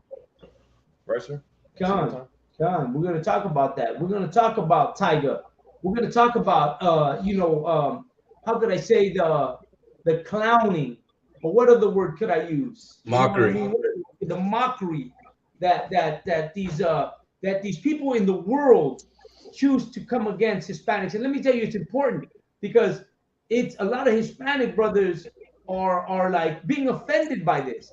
And of course, it is it is offensive because, brother, I don't see no Mexican rappers out there doing the same. You know what I mean? You want to do it right now? Yeah, come on. We don't see Mexican rappers doing that. We don't see them, trying to find a reason to clown. On the contrary, what we're trying to do is build a unity between black and brown. That's what we're trying to do. We're trying to build a unity between black and brown. And that's why we all need to come into the UPK. That's why Black, Hispanic, and Native American Indians, that's why we all need to be in the UPK. Because here in the UPK, we show respect for each other. Here in the UPK, we show love for each other. If there's going to be unity, it's going to be here in the UPK. This is where you're going to find it. Out there, man, it's a everyone for themselves type of thing. And here we show respect for each other. Most High in Christ, the commanding general Yohana, all the generals, all the troopers, all the officers, come in here to respect each other, man. Show respect for each other and teach each other to respect, because that's what's needed. We need to hold the standard of what Black and Hispanics are going to be like. We need to show the standard of what Black, Hispanic, and Native American Indians are going to be like. because I see a lot of Native American Indians coming against the Hispanics. Oh, I ain't Mexican, and you guys ain't Native. You know, I see a lot of the black brothers in the world talk about you guys aren't Israelites, and I see a lot of Hispanic likewise doing the same thing. Oh, all these black brothers is Canaanites. We're seeing it out there in the world. But you know what? That's what we're here for. We're here to change that standard. We're here to change that point of view. We're here to help unite Black, Hispanic, and Native American Indians. And by doing programs like this and showing what we're talking about is why we all need to speak up. You know what I'm saying? Go ahead, Ayar, if you want to speak on that. So, like, real quick, Ayar, if I could. No, go ahead. Malak, can you pull the video? Who was it? Ayar, was it Duende who spoke on it, right? I mean, a few people did. I don't want, but I think the first video that I sent was actually like I think it was American Cholo. Okay. Malak, can you pull one of those videos out? You want me to pull up the Duende? Whichever one. Just so we could bring it out. You know what I mean? Then we'll touch on it. You want to say some stuff about it? Or you want to play the video? Should we play the video? No, go ahead and play the video. I don't want. I'll play the. See. And let me tell you something. Even though you see a lot of these rappers and these podcast brothers that are out there podcasting, let me tell you something. Even though you see that, that does not mean that we condone a lot of things they talk about. You know what I'm saying? Right. Let me put that out there right away. That we don't condone. They don't condone everything they talk about. A lot of stuff they're talking about is things that are going on the streets of America with the Latino community. And you know, we all in here with it. Man, much respect to these brothers because they speaking up on it. You know what I'm saying? So I don't want to let that pass me by. But, you know, you really got to sit and talk with us. You know, a lot of these brothers who got these podcasts, they're underestimating the power of Israel and what we're about. They underestimate what we're here to do and how we're here to unite the Black, Hispanic, and Native American Indian, because we are not setting up any borders. We are not putting boundaries. We're going all out with what we have to say. And you should understand that when we talk about Black, Hispanic, and Native American Indians, we're talking about as a brotherhood. And you really got to see where we're coming from, you know what I mean, on this side of the table, which is Israel. You know what I'm saying? Because this, no matter what these podcasts has to say, this right here that you're seeing here, Israel is going to rise. We're going to be there. Right. And you're going to have to deal with it, like it or not, now or later. Go ahead and play that. Connor, if I could too, sir, if I could real quick, you know, a lot of these podcasts are speaking out because of the frustration and anger. Because we came, the Mexican, the gangs, the Mexican community, we came to a peace treaty with the so-called blacks. So these podcasters, these brothers are speaking out of anger because like, hey man, I thought we were at peace. Why is this bullshit sliding? And nobody's correcting it. So a lot of these podcasters are speaking out of just frustration. But like Cousin Yak said, you know what I mean? Like, don't believe everything that they say. I mean, hear it from us first, but go ahead. So I saw somebody, they sent me an Instagram storyline from I believe his name is Dono's World or Dono's. He's actually a very popular guy. You guys will know him from the infamously famous No Jumper podcast. He's a Mexican guy all the way to the right. And he spoke on the tiger situation, right? This is the young man right here. And am I calling him out? Yeah, but I'm not calling him out for a fight. I'm calling out for discussion. I'm calling out to see what he did, in my opinion, was completely wrong. And let me show you what I'm talking about. Oh my God. Fuck Tiger, dude. He fucking disrespected us. You know what? On the fire, we're gonna beat him up. We should all go beat him up. The song? Oh my God. Oh my God. Like, what about we collab with each other? We post each other's posts. comment on each other's page. Hey, I have this beat for you. Hey, I have this verse for you. I have this, I have that, I have this, I have that. Let's work, let's do this, let's do that. But we can't even do that. All he's making you do is you guys each put your opinion about this fucking weak ass song, and then you don't like this Mexican's opinion or this Mexican's opinion. Now all the Mexicans, we are arguing with each other like, oh my God, I like the opinion you said about this song. You don't represent our people. Like, shut the fuck up. We don't fucking represent each other. Motherfucking half of y'all beef it, half of us beef it, half of everybody beef it. And y'all don't want to squabble each other. Oh, Tiger? Oh! So what I see there is I see a guy that's diverted from the situation. And the reason I'm speaking now is because he responded. But that was his childish ass response. I would rather respect somebody who doesn't want to say anything. And there's a lot of them in the industry that rather not get involved. But if you are going to get involved, at least get involved and have some backbone for your people. To sit there and divert the whole situation and make it about us. How about stand up like a man and say, hey, you know what, homie? I really don't feel that disrespected. I don't think it is. But you know what? I do understand some people may take it that way, but I just do not. Keep moving forward. But you're sitting here, and this is the kicker. You're sitting here having a podcast named the Brown Bag Podcast. If the Brown Bag Podcast is named for brown people, you would think you would speak on brown issues. You want to sit there, duck and hide and make it about us. Yeah, can we do better? Absolutely. But to sit there and just simply dismiss everybody's opinion of how it's disrespectful, it's wrong, it's ignorant, and it's childish on your part. And hopefully you guys can actually bring this discussion to your podcast. The reason I built this podcast was to have a voice. I didn't do it for the money. I didn't do it for the views. I definitely didn't do it for the fame. But it seems like people in the industry, especially when it comes to African Americans and them disrespecting us, you always look the other way. You always find a reason to blame it back to us. I guarantee you, when it was all BLM down, you vatos were all over it. You vatos were, yeah, let's do it. Let's march to do this. We feel disrespected. And what do? You lash out on us, homie. You attack us, and that's an issue in our community. And like I said, I am calling you out, but not for a fight, homeboy, because fights don't do shit. Fight won't change the narrative.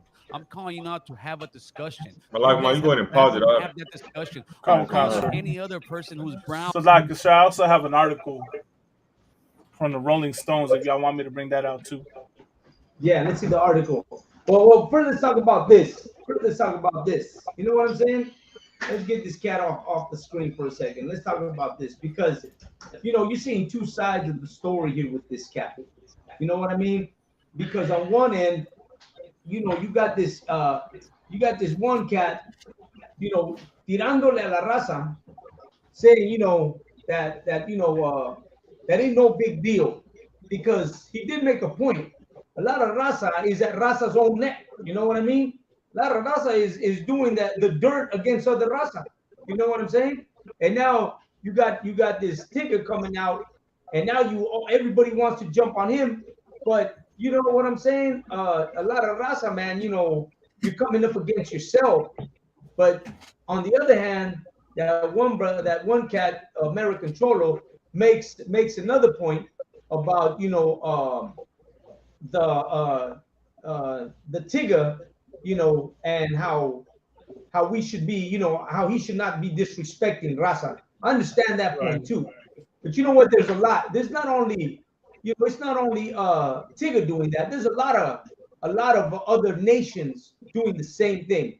I haven't heard this brother, American Cholo, say, "Hey, man, you know, these Asians are taking our culture. They're over here." The brother who kicked the sister from front of his gym, and who had Mexicans designed inside of his gym and didn't pay them. Right. What about that? So there's a lot, you know, not only Tigger, there's all these nations doing that to our raza. I think what we need to do is really begin to understand the problem is that, you know, raza, we like, you really see it, we're kind of split up. We split up in a lot of different things, you know. We see a lot of different things. We're not literally for the raza 100%. We're kind of like all over the place. I'll tell you, even that brother American Cholo is not 100% with the raza. because how could you call yourself American and then put the word cholo behind it when you goddamn well know America hates you? When you know America ain't the place that loves Mexicans? When you know America is not, that's like contradictory. Why would I call myself American knowing that America has hated Hispanics, blacks, and Native American Indians from day one? Go ahead, now. I was gonna say America hates cholos. America hates cholos. Yeah, Right. If I could too, sir. Like, what's that scripture said? We're destroyed from lack of knowledge. God.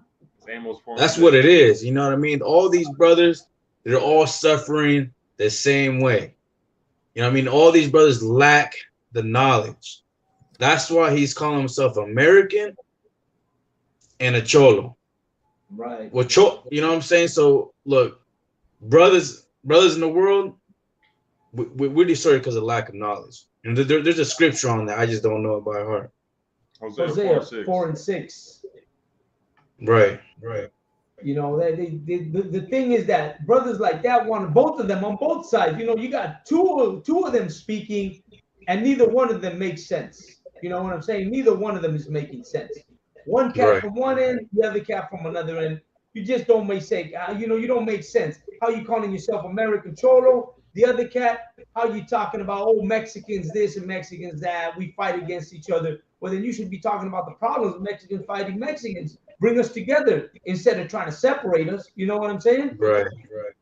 The one thing I give American Cholo is that he is the only podcast that's actually making a difference. And I'm talking about the gang shit. He's the only podcaster that's actually brought, because he's a Southerner, right? He was a gang member at one point. He's the only podcast actually, and this is the only reason why I give him credit, because he's the only one doing this. He's the only ones bringing the Southerners and the Northerners in one podcast, communicating and coming to a peace treaty. And that's what we need. We are a sleeping giant. Once the Mexicans stop hating on one another and start respecting one another and understand where we're coming from, man, we're a force, man. You know what I mean? Once the Mexicans unite, it's a wrap. You know what I mean? But like I said, American Cholo is the only podcast to bring a Northerner and a Southerner come to a peace treaty. Mexicans, especially Southerners, we're not allowed to do that.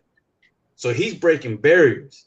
We can't bring a Northerner or promote Northerner music. It's a no-no. But he's the only one that's bringing a member from a Norte, and not just any member of Norteños. I'm talking about high rank Norteños and Sureños and coming together. But that's the only reason why I give him props. And besides of just putting up a voice for La Raza. But yeah, go ahead, other one. I was gonna say, you know, that may be so. He's bringing the Norteños and the Sureños together, right? And I've heard him speak about the gang culture. I've seen him. He brings a lot of old cholos into his podcast. His focus is the cholo culture. Isn't that what it is? That's his focus.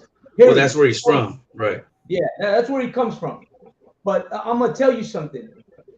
The focus of bringing out the cholo in you is like bringing back the worst thing that ever happened to Mexicans. That's right. what it is. It's the worst thing that could have happened to our raza, because that cholo culture put our children in jail, put and our the devil away for years, destroyed our communities. Right, and it's that devil we gotta blame too, you know, because at one point, Salaki, sir, at one point, gangs are made to protect the community. At one point, gangs started by to protect the community because we're getting beat down by these police officers. We're getting beat down by these fucking gabachos. That's how gangs got started, to protect our own. But go ahead, other one. But I'm gonna tell you something. He doesn't mention that.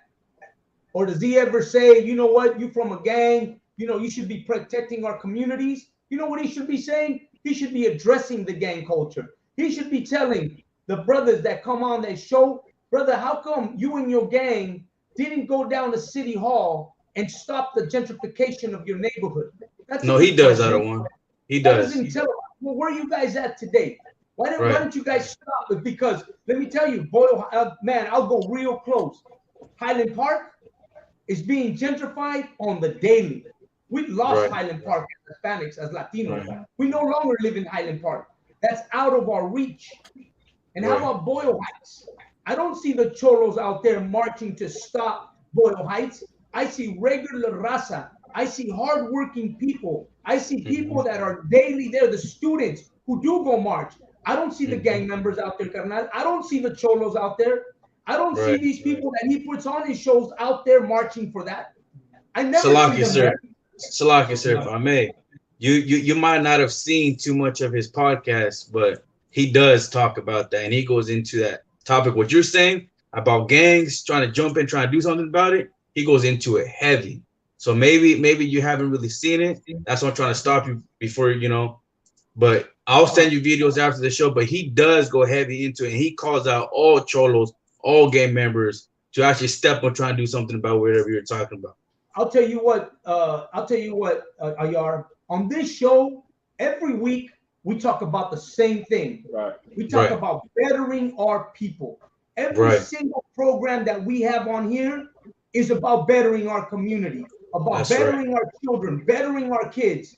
This show never has anything to do with the rotten, destructive nature that our people had in the past. On the contrary, we're here teaching you to leave that behind and change and become someone that's going to be productive for our people, productive for our communities, productive for our race, for our raza. I'm going to always talk about this. When you talk to me, carnal, I'm always going to tell you that that is not out of ours, that we shouldn't even glorify that shouldn't even be in our category or in our catalog to speak about, because it has always been destructive. I'm not gonna talk about something. Why am I gonna talk about cocaine? Why am I gonna tell you the story of what a cocaine head I was, what a cokehead I used to be, and all the shit that went with it? Why am I gonna tell you my stories? Why am I gonna tell you the story of my hustle and all the things that I did? That's not positive for me, because if I tell you about that, then I'm also going to add to that story how many lives I destroyed by selling them that shit. How many families broke up because of my fault. How many of my brothers lost their jobs, lost their family, lost their wives, lost their children, got addicted, and ended up being a loss in our communities. If I talk to you about my past, then I'm going to talk to you about the destructive nature that I once had. On the contrary, my show, this show, and all the shows that we have are about progress for our communities. We should never bring out anything that's garbage to our communities. If the Cholo movement was ever positive, so bring it. So talk about it. And make sure that issue is pushed always, because that's what we need. Because our communities are being discriminated on, because our communities are being destroyed, because our people are being beaten, killed, incarcerated in large numbers, put in detention centers, and dying on the borders of America. That's right. So why would we talk about anything else when that's what's happening to us right now? This moment, your Cholo community is not. It's not happening, man. It's not doing anything good for us.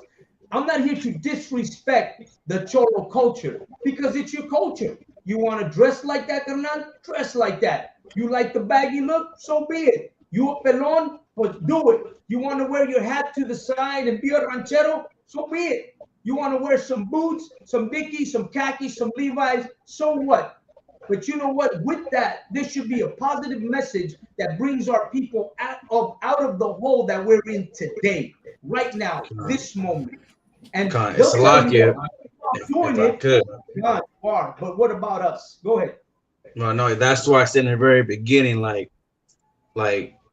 we're only going to talk about certain things, but don't take their perspective of things. Let us speak about it. You know what I mean? Because, like I said, these brothers are destroyed. You know what I mean? They're destroyed from lack of knowledge. So that's why we're only in this show. We only bring certain parts of the video, and then we'll break it down.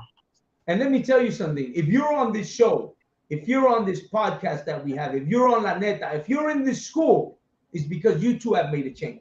It's because you too see a different perspective. We wouldn't be here if it wasn't for that. And like I said, even I said, like Ayar said, you know, we see the man. I've seen this guy's show. I got a co-worker, Hector, and he's deep into watching American Cholo. Me and him go back and forth with American Cholo all the time. You know what I'm saying? So it's not new to me, and I understand. You know, like I said, me too. I watch him. You're right. And like I said, yeah, man, you want to be a Cholo? I respect that. Hey, I love the lowriders, carnal. I got nothing wrong with the lowriders. I go hang out with these brothers. I'm not going to be the one to say, oh, you know, I hate these people, or don't be like, no, that's not what I'm talking about. In no way am I dissing or hating the if you want to call it Cholo community, the Cholo community.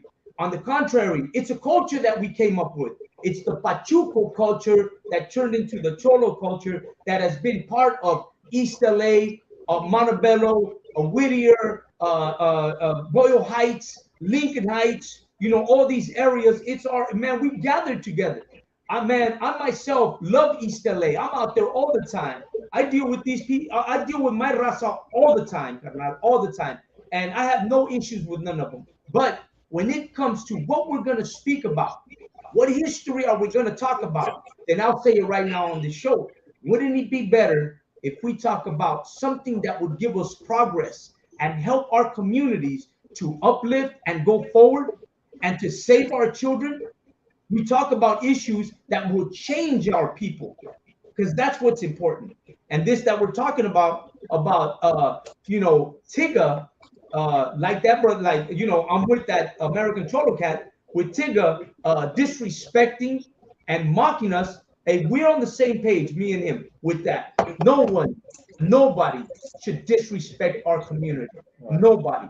There should be, not even our own people should disrespect our community. We should show love for our community, and all these nations, all these brothers that are in the world should show love for the Latino community. And once again, why? Because we hard-working people, honorable people who show love to everybody who do this, and that's why we deserve that respect. Go ahead.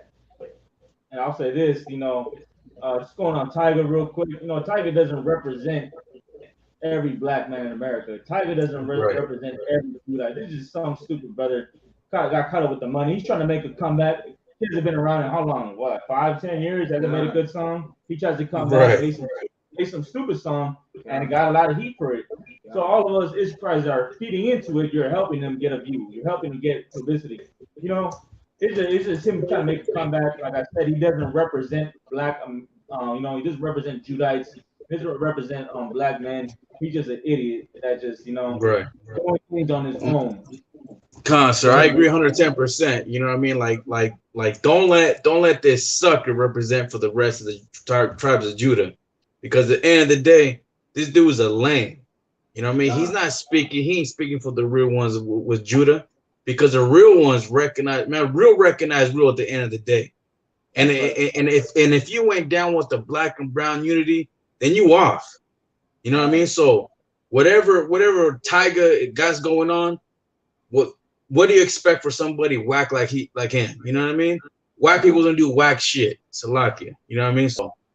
And Salakia, y'all, but you know how I am, man. I'm gonna go in on people, man. Whether they black, me too. Brown, Native Indian, you know I'm gonna go in on them, man. That's right. You know I'm gonna say this one thing, and scroll going back into the American Cholo.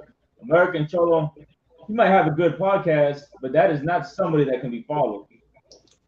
You understand? Look, Adawan, the only Salakia. Go ahead. Now, that's not some man that can be followed. You may have a good podcast, but that's all it is. You know, La Pura Neta is the podcast, you know, and in La Pura Neta, you do have men that can be followed. You have Kazak Yad, you have Oscar War, Malakma, Mataza, Ayar, Officer Zara Y out of Philadelphia. These are men that Israelites should be following. These are men that can be looked at. These are men that can be followed. And you follow these men, they're going to show you how to change your life, and how to keep that change, and how to fight your temptations, how to fight your lust, and how to fight your flesh. American Cholo cannot provide that for you. He's going to have you'll get a Norteño Sureño to come on a podcast. It looks good. It'll get you some views, but that's all you're left with.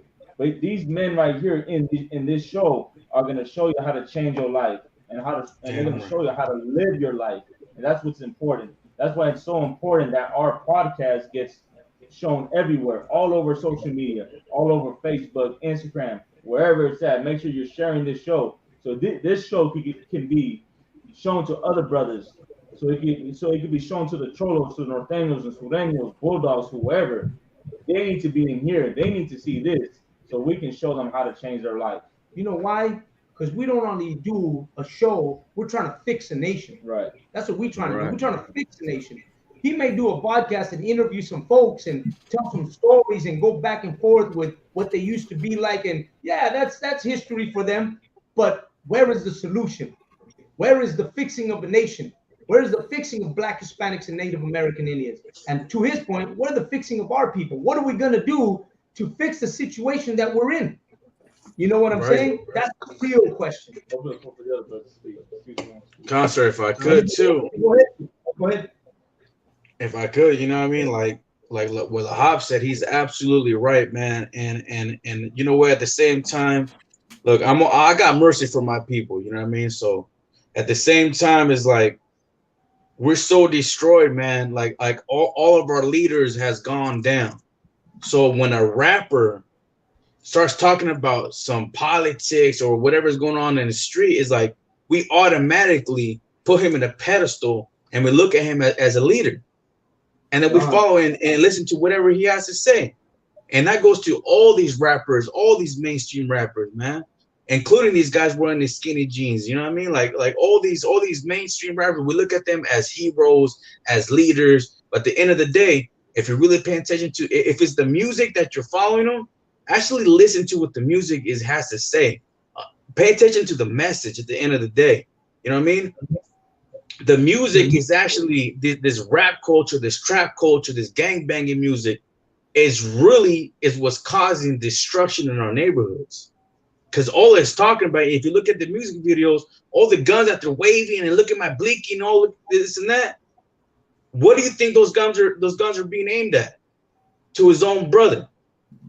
So the real leaders is right here in ISUPK. And that's why La Pura Neta is so important. And this is why the brothers in the UPK and all around the world should be sharing this show. Because we actually decided we stepped out of that world and became in this world. You know what I mean? We're the leaders. We're the ones you should be following and listening to. Not these damn rappers. But go ahead. Good. Go ahead. So like what I was gonna say, right, is that you got these incidents happening, right? Like Tiger, you know, doing that bullshit video, disrespecting the Raza, and then you got these brothers, right, that you know speak their piece. But one thing we have to remember, right, is that these brothers, like as it's been brought, these are brothers in the world, and they don't have no knowledge of who they are as a people, right? Tiger probably thinks he's African. He probably thinks he comes from some Lemba, whatever, Wakanda. Wakanda. He probably believes in Wakanda. You know what I mean? And then our brothers then talk about we straight only indigenous, we only Aztec, and you know the Bible is not our story. This is a tip that our brothers and sisters be like in the world, but they don't preach a code of conduct. They don't fucking say what the solution is to end the violence. You know what I mean? All of them glorify it, all of them promote it. We call it out here in the ISUPK under Commanding General Yana. You know what I mean? We call this out and we give the solutions. We give the solutions to end you know the issues that plague our raza, right? Because this is my question for both black and brown. How is going to the customs of Africa going to fix the issues that plague, you know, the ghettos? And then to our raza, how is the customs that you believe existed, you know, before Columbus going to fix the issues today that are plaguing our barrios? A lot of them just preach this stuff because, you know, when you talk about the history of you know, pre-Columbian history that supposedly existed, and you don't even have a clue, it's not telling you can't get high. It's not telling you not to go murder your brother. You know what I mean? Like basically these movements exist to sound good, to sound like they on something, but at the same time telling you can do whatever the hell you want. Versus us right here, we're telling you how to you know, how to get right, how to fix the issues that plague our raza. You know what I mean? But I understand, but to be back on point, you know what I mean? I understand the anger of the raza. You know what I'm saying? For this video, man. I understand the anger because we do get a lot of, you know, disrespect, man. We do get a lot of disrespect from every other community. We were looked at as a joke. And at this time, man, like we should not, downplay when our raza as a whole says it's disrespectful and wrong. We should listen. You know what I mean? And we'll recognize that we're not being overly sensitive. We're not being, what was the term? Snowflakes or politically correct. That shit is disrespectful. And for because it had Tiger been an Edomite doing that with black people, let's say he put on blackface, the black community would have been pissed, right? What was that video a few weeks back, right, about the Colombian reggaeton singer, right? He had the two sisters on all fours with leashes on. I believe the black community was in an uproar about that, right? That's right. So they're letting it be known. Now, can you imagine, his reaction or anybody in the black community saying, "Oh, nah, man, it's good. I'm not offended. Oh, we kill each other every day." Like that. That's not the attitude to have, right? Like Raza should support each other, but the only issue, right, is that Raza doesn't have a code of conduct. Raza doesn't have an identity because we're colonizing this place. We done been stripped. We think we're Hispanic. We think we're Latino. So the only way, right, for Raza to truly come and be united is in here. The only place for norteños and sureños to truly be united is in here, man. Podcasts out there, man, they're going to do what they're going to do. They're going to, talk about what's going to, like a lot of these podcasters also use these situations as opportunities. You know what I mean? They use these as opportunities to promote their podcast. You know what I mean? Which, like that's what I'm noticing. Because, weeks later, they'll change. They'll talk about something else. And it won't be the same attitude. You know what I mean? Versus us, man, we gonna keep talking about it. We gonna keep calling out all the things that are done to us. You know what I mean? We gonna keep telling our people how to get right. You know what I mean? Like here's the thing, man. And I'm a charge, American Cholo with this one. Why isn't he telling sisters not to to stop getting abortions? You know what I mean?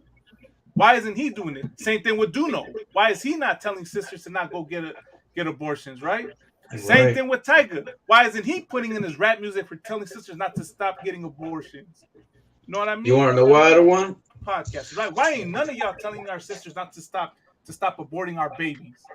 On the contrary, a lot of them side with America and say, oh, they believe in a woman's right to choose because they don't want to lose viewers. They won't call out the things that are really affecting us. You know what I mean? Because that song is disrespectful. That song is offensive and it does create the issues that plague us. But we also got our kids locked up in cages. We also got our kids dying at the hands of this oppressor, man. And our women are killing our babies every day. But how many babies die a day, man? I wish I had that statistic right now. How many brown babies are aborted every day? You know what I mean? Hundreds and thousands out of one. And that's never talked about. That's never called out. You want to, they want to talk about indigenous erasure, because we talk about being Israelites. Meanwhile, our indigenous babies are murdered every day. Right. But you want to call this indigenous erasure, man. You know what I mean? So yeah, sir. If I could too, there's only one person we can blame. And that's the damn devil the Bible speaks of. And that is a damn oppressor that the Bible speaks of. You know what I mean? These gabachos is the one to blame. You know what I mean? And this is the thing. No other podcast is saying that. You know what I'm saying? Damn right. No one but us. No one but the ISUPK under commanding Jordan Hanna. Nadie más que el ISUPK debajo del comando del comandante general Hanna te está diciendo que este hombre blanco, este opresor, este gringo es el diablo. Right. Que es la Nosotros estamos diciendo que la solución para todos nuestros problemas es el carnalismo. Nadie más está diciendo eso. Si ustedes quieren hablar y decir que nosotros estamos haciendo ¿cómo se dice? Le estamos haciendo mal a nuestra comunidad por diciéndoles que ustedes son israelitas, ustedes no tienen sentido. Porque todos los días nuestros bebés se están abortando. Nuestra gente está adentro de trailers muriendo. Nuestra gente está, ¿verdad?, adentro de las prisiones, en las pintas. Nuestros niños los maltratan y todo. Y ustedes están, ¿verdad?, diciendo, no están hablando de eso. No están hablando de la violencia que afecta a nuestra gente, lo que pasa en México. Pero aquí nosotros sí vamos a hablar de eso. Por eso es que nosotros podemos decir que somos la voz de la raza, porque vamos a hablar lo que tiene que hablar. Ya le regreso el piso. Okay, Con, you know, it's already hitting at 11:30, so I want to go with everybody, you know, for the last comments before we get out of here tonight. But man, good show, man. And you know what? Always, man, we're gonna speak about what's going on in America. You know what I'm saying, with the raza, and that's what we're here for. But let's go ahead with Ayar. Go ahead, Ayar. Give us a last comment before we can get out of here tonight. Come on, sir. You know what I mean? Like this show is so important, you know what I mean? Because this is when you're gonna get la pura neta, you know what I mean? The pure truth for the ones that don't know, you know what I mean? And the ISUBK is the home of the truth, you know what I mean? Where black and brown actually come to a unity, you know what I mean? This is the only place where you're gonna see a black and a brown from different sides of the world, Norte, Sud, GD, Blood, Vice Lord. You know what I mean? You're gonna see that we're gonna be all together under one roof here in the ISUBK. You know what I mean? So, you know what I mean? That's all I really gotta say. You know what I mean? Black and brown, unite or die. You know what I mean? That's it.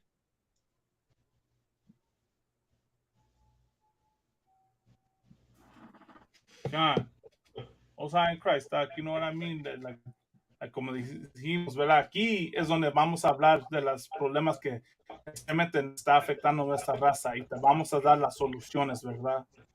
Por eso, y no les quito, ¿verdad? Que la gente ahí en el mundo ahorita, ¿verdad? Tiene el conocimiento, ¿cómo se dice? They got the zeal, but they don't have it according to knowledge. You know what I mean? Right. And that's the problem with our community. But if you come in here, ¿verdad? Si ustedes están aquí, te vamos a dar ese conocimiento, el que no tienes, ¿verdad? Y eso es el problema con esa raza, que no tienen ese conocimiento. No sabemos quiénes somos seriamente. Por eso es que pasa lo que pasa. Porque si ese rapero sabía quién era él nunca irá a ese video. Él parará todo eso. Todos los raperos, todos los artistas ahí que hacen las películas y las canciones y la música que habla de drogas, que habla de violencia, de pandillas, del crimen. Si ellos en seriamente tenían el conocimiento de la verdad y quienes en seriamente somos, paran. Y lo que no quieren los Estados Unidos es que nosotros sabemos quiénes somos en seriamente. Por eso que ponen mucha propaganda contra nosotros. Quieren poner mucha propaganda de nuestra raza, ¿verdad? Y ustedes, ¿verdad? Aquí te vamos a enseñar cómo pelear esa propaganda y a pelear a este opresor, ¿verdad? Pero, ¿verdad? Que vengan aquí y aprenden la verdad y que, ¿verdad? Comparten este video, que se saca este mensaje porque es muy importante. Entonces, que ya le doy el piso al próximo carnal. Amatazah, you want to go ahead, Amatazah? Khan, sir.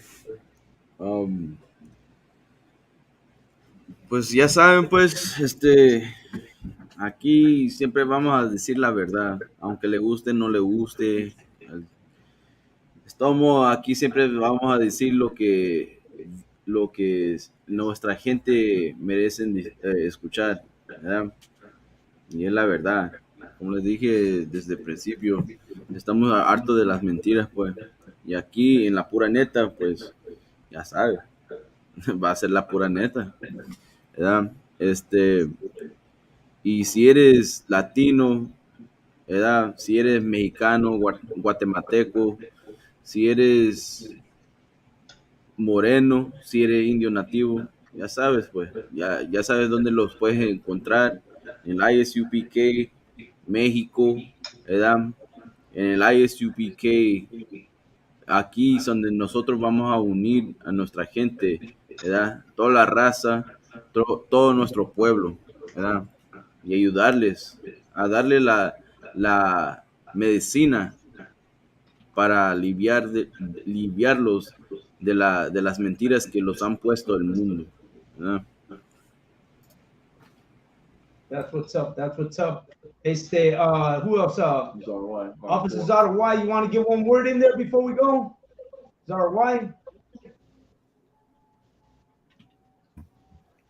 Come on, sir. With the Tiger situation, like Officer Lahab was saying, it's all a publicity stunt. You know, just another way, and we can't really blame Tiger as well. You know, like the scripture said, like Ayar was bringing out, the people are destroyed for a lack of knowledge and knowing that we're one people. Tiger don't know that, you know what I'm saying? But you know, the oppressor, he's the one who's behind the whole publicity stunt, and we see how it caused division between the two brothers, the one with the podcast and then the other one. So, Right. you know, it's just a publicity stunt to cause division, to cause an uproar, you know, to get Tiger back in, you know, circulation. You know, that podcast, you know, if he really wants to interview somebody, he needs to put a brother like Officer Kazakyat on there, you know, interview him. You know, maybe that'll make a difference on his podcast right there. Absolutely. You know, as far as like for, you know, our people that are dying out there on the, you know, in them trailers and whatnot, like we can't expect the devil to look at us as human. Like he's gonna allow, you know, the Afghanis and the Ukrainians to come in, you know, and treat them like humans, but he's not gonna do it for our people, because once the moment he starts looking at our people as human, then he has to realize the things that he's done to us, and has to realize that he has stolen our land. And if he looks at us as a human, he has to correct the wrongs that he's done. So that's gonna always keep him, like the scripture says, that he'll have a perpetual hatred for us. You know what I'm saying? It's gonna be forever. He's never gonna change who he is. The thing is that we can change who we are. You know what I'm saying? Turning back to the Lord, you know, loving one another again. If they're not gonna love us, then we're all we got. You know, we gotta love ourselves first.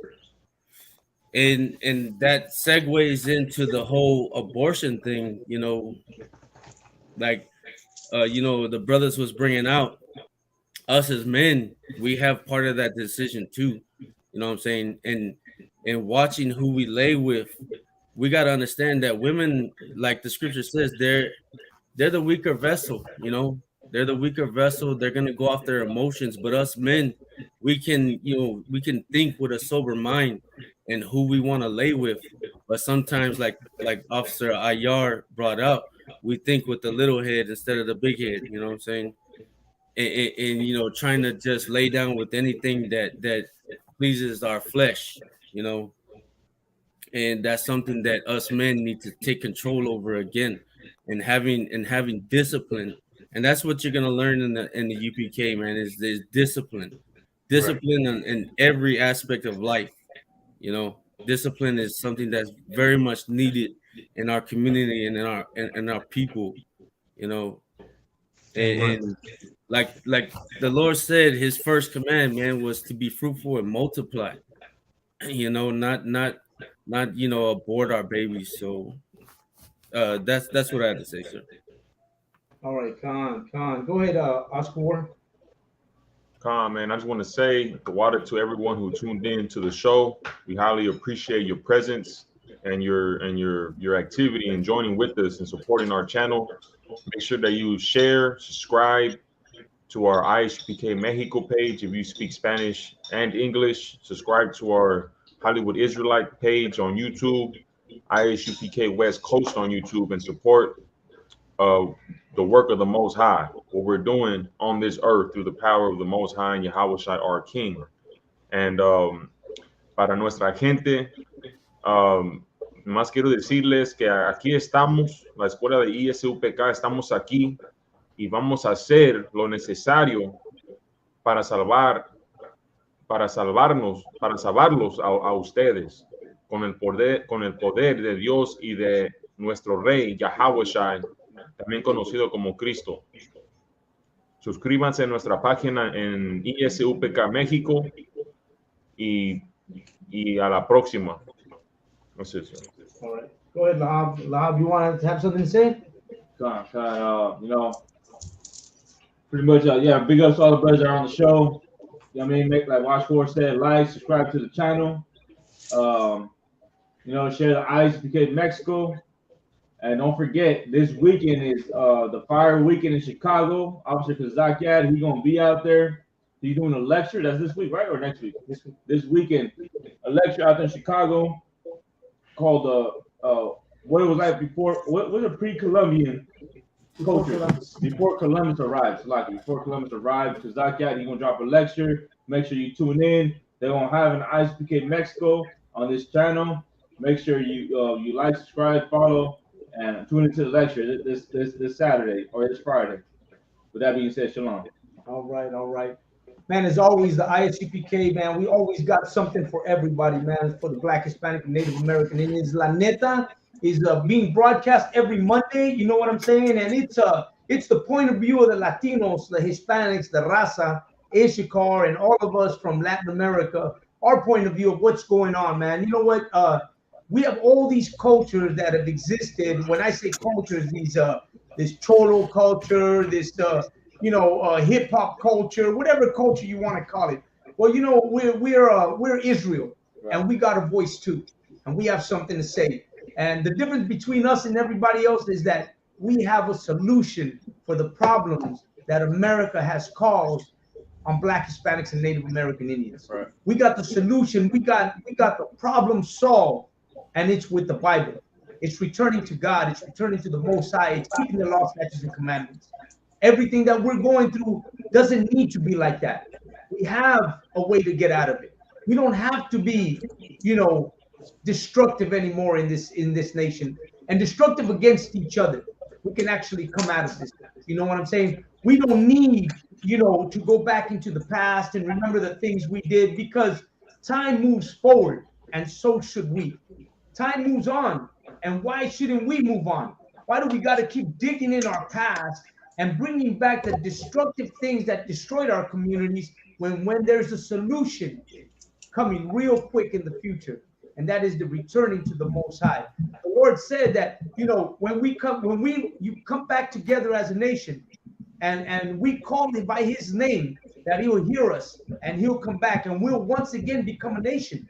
We are the 12 tribes, and it is our time to come back. We'll remember his name, and then, and only then, will we become a nation again. And that's the time we live in today. We're actually the ones who are prophesied in the Bible to bring back the house of Israel.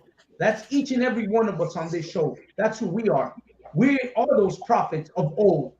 And now we've come back to bring back that nation that the Lord said was above every nation that was on the face of this earth. His nation, his special people. That's who we are today. When we talk about these things, about what Tig is saying, what all these other people are saying, the disrespect, well, these people are in the world. Right. They don't know any better. You know what I mean? They're out there, and all they care about is pleasing America. They don't care about rising up or their people. They care about what they can do. They're individuals, and they do the individual thing. They want themselves to be good. They want to raise themselves up. They want that money. They want that fame. They want that shine. That's what they're after. We're after bringing up a whole nation. We're not individuals. We are one Black, Hispanic, and Native American Indians. It's a whole lot of us who think one way, and that is to bring our people up.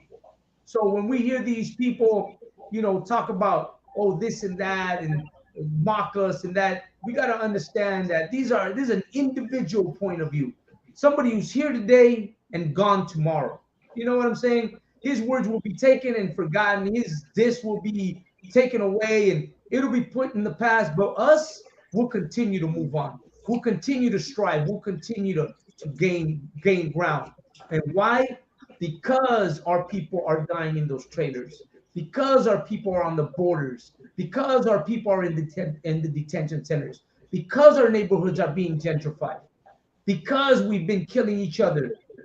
Because we've been the ones that are unrecognized.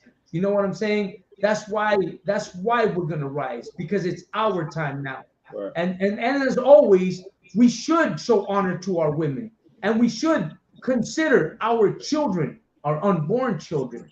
We should move away from America's point of view of abortions and and death and all these things that they're trying to say, you know, the homosexuality, the non-gender, all these things are destructive to our people. We are honorable people. We have always been an honorable people. We come from an honorable ancestral civilization that was once the greatest nation on the face of this earth. So what happened to us? I'll tell you what happened to us. We got into the American dream, and the American dream was actually a nightmare for Black Hispanics and Native American Indians. So it's time we wake up from that nightmare and we rise up as Black, Hispanic, and Native American Indians as one nation. And that's what we're here for. La neta, that's what we're gonna do. That's what we're here for. We're not here for the moment. We're here forever.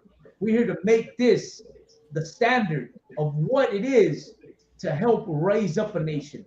And that's what we're here to do. As always, Black or brown, unite or die. You know what I'm saying? That's what it's all about. So ISUPK, man, Most High in Christ for commanding General Yohana and all the officers, the troopers, the generals, and everybody out there putting in work to make this nation rise. And only here in the ISUPK. Tune in with us every Monday right here about 8:30. We're going to be on this show, La Neta. Tomorrow, The Inconvenient Truth on Wednesday, as always, right here with su servidor, Kazak Yard of the ISUPK. And don't forget, every Thursday night, we got, what is that? The radio, One West Radio, right after the Hebrew class. You know what I'm saying? So tune in with us. Don't forget, this weekend, we got the Chicago Fire Weekend. If you're in Chicago, join us, ISUPK, at the Fire Weekend out there in Chicago. With that, I'm going to say shalom to all the brothers and sisters. The water for watching. Don't forget, share this show. You know what I'm saying? Comparte, hazle like. Y until next week, shalom, Israel. All right. Shalom, Raza. Shalom.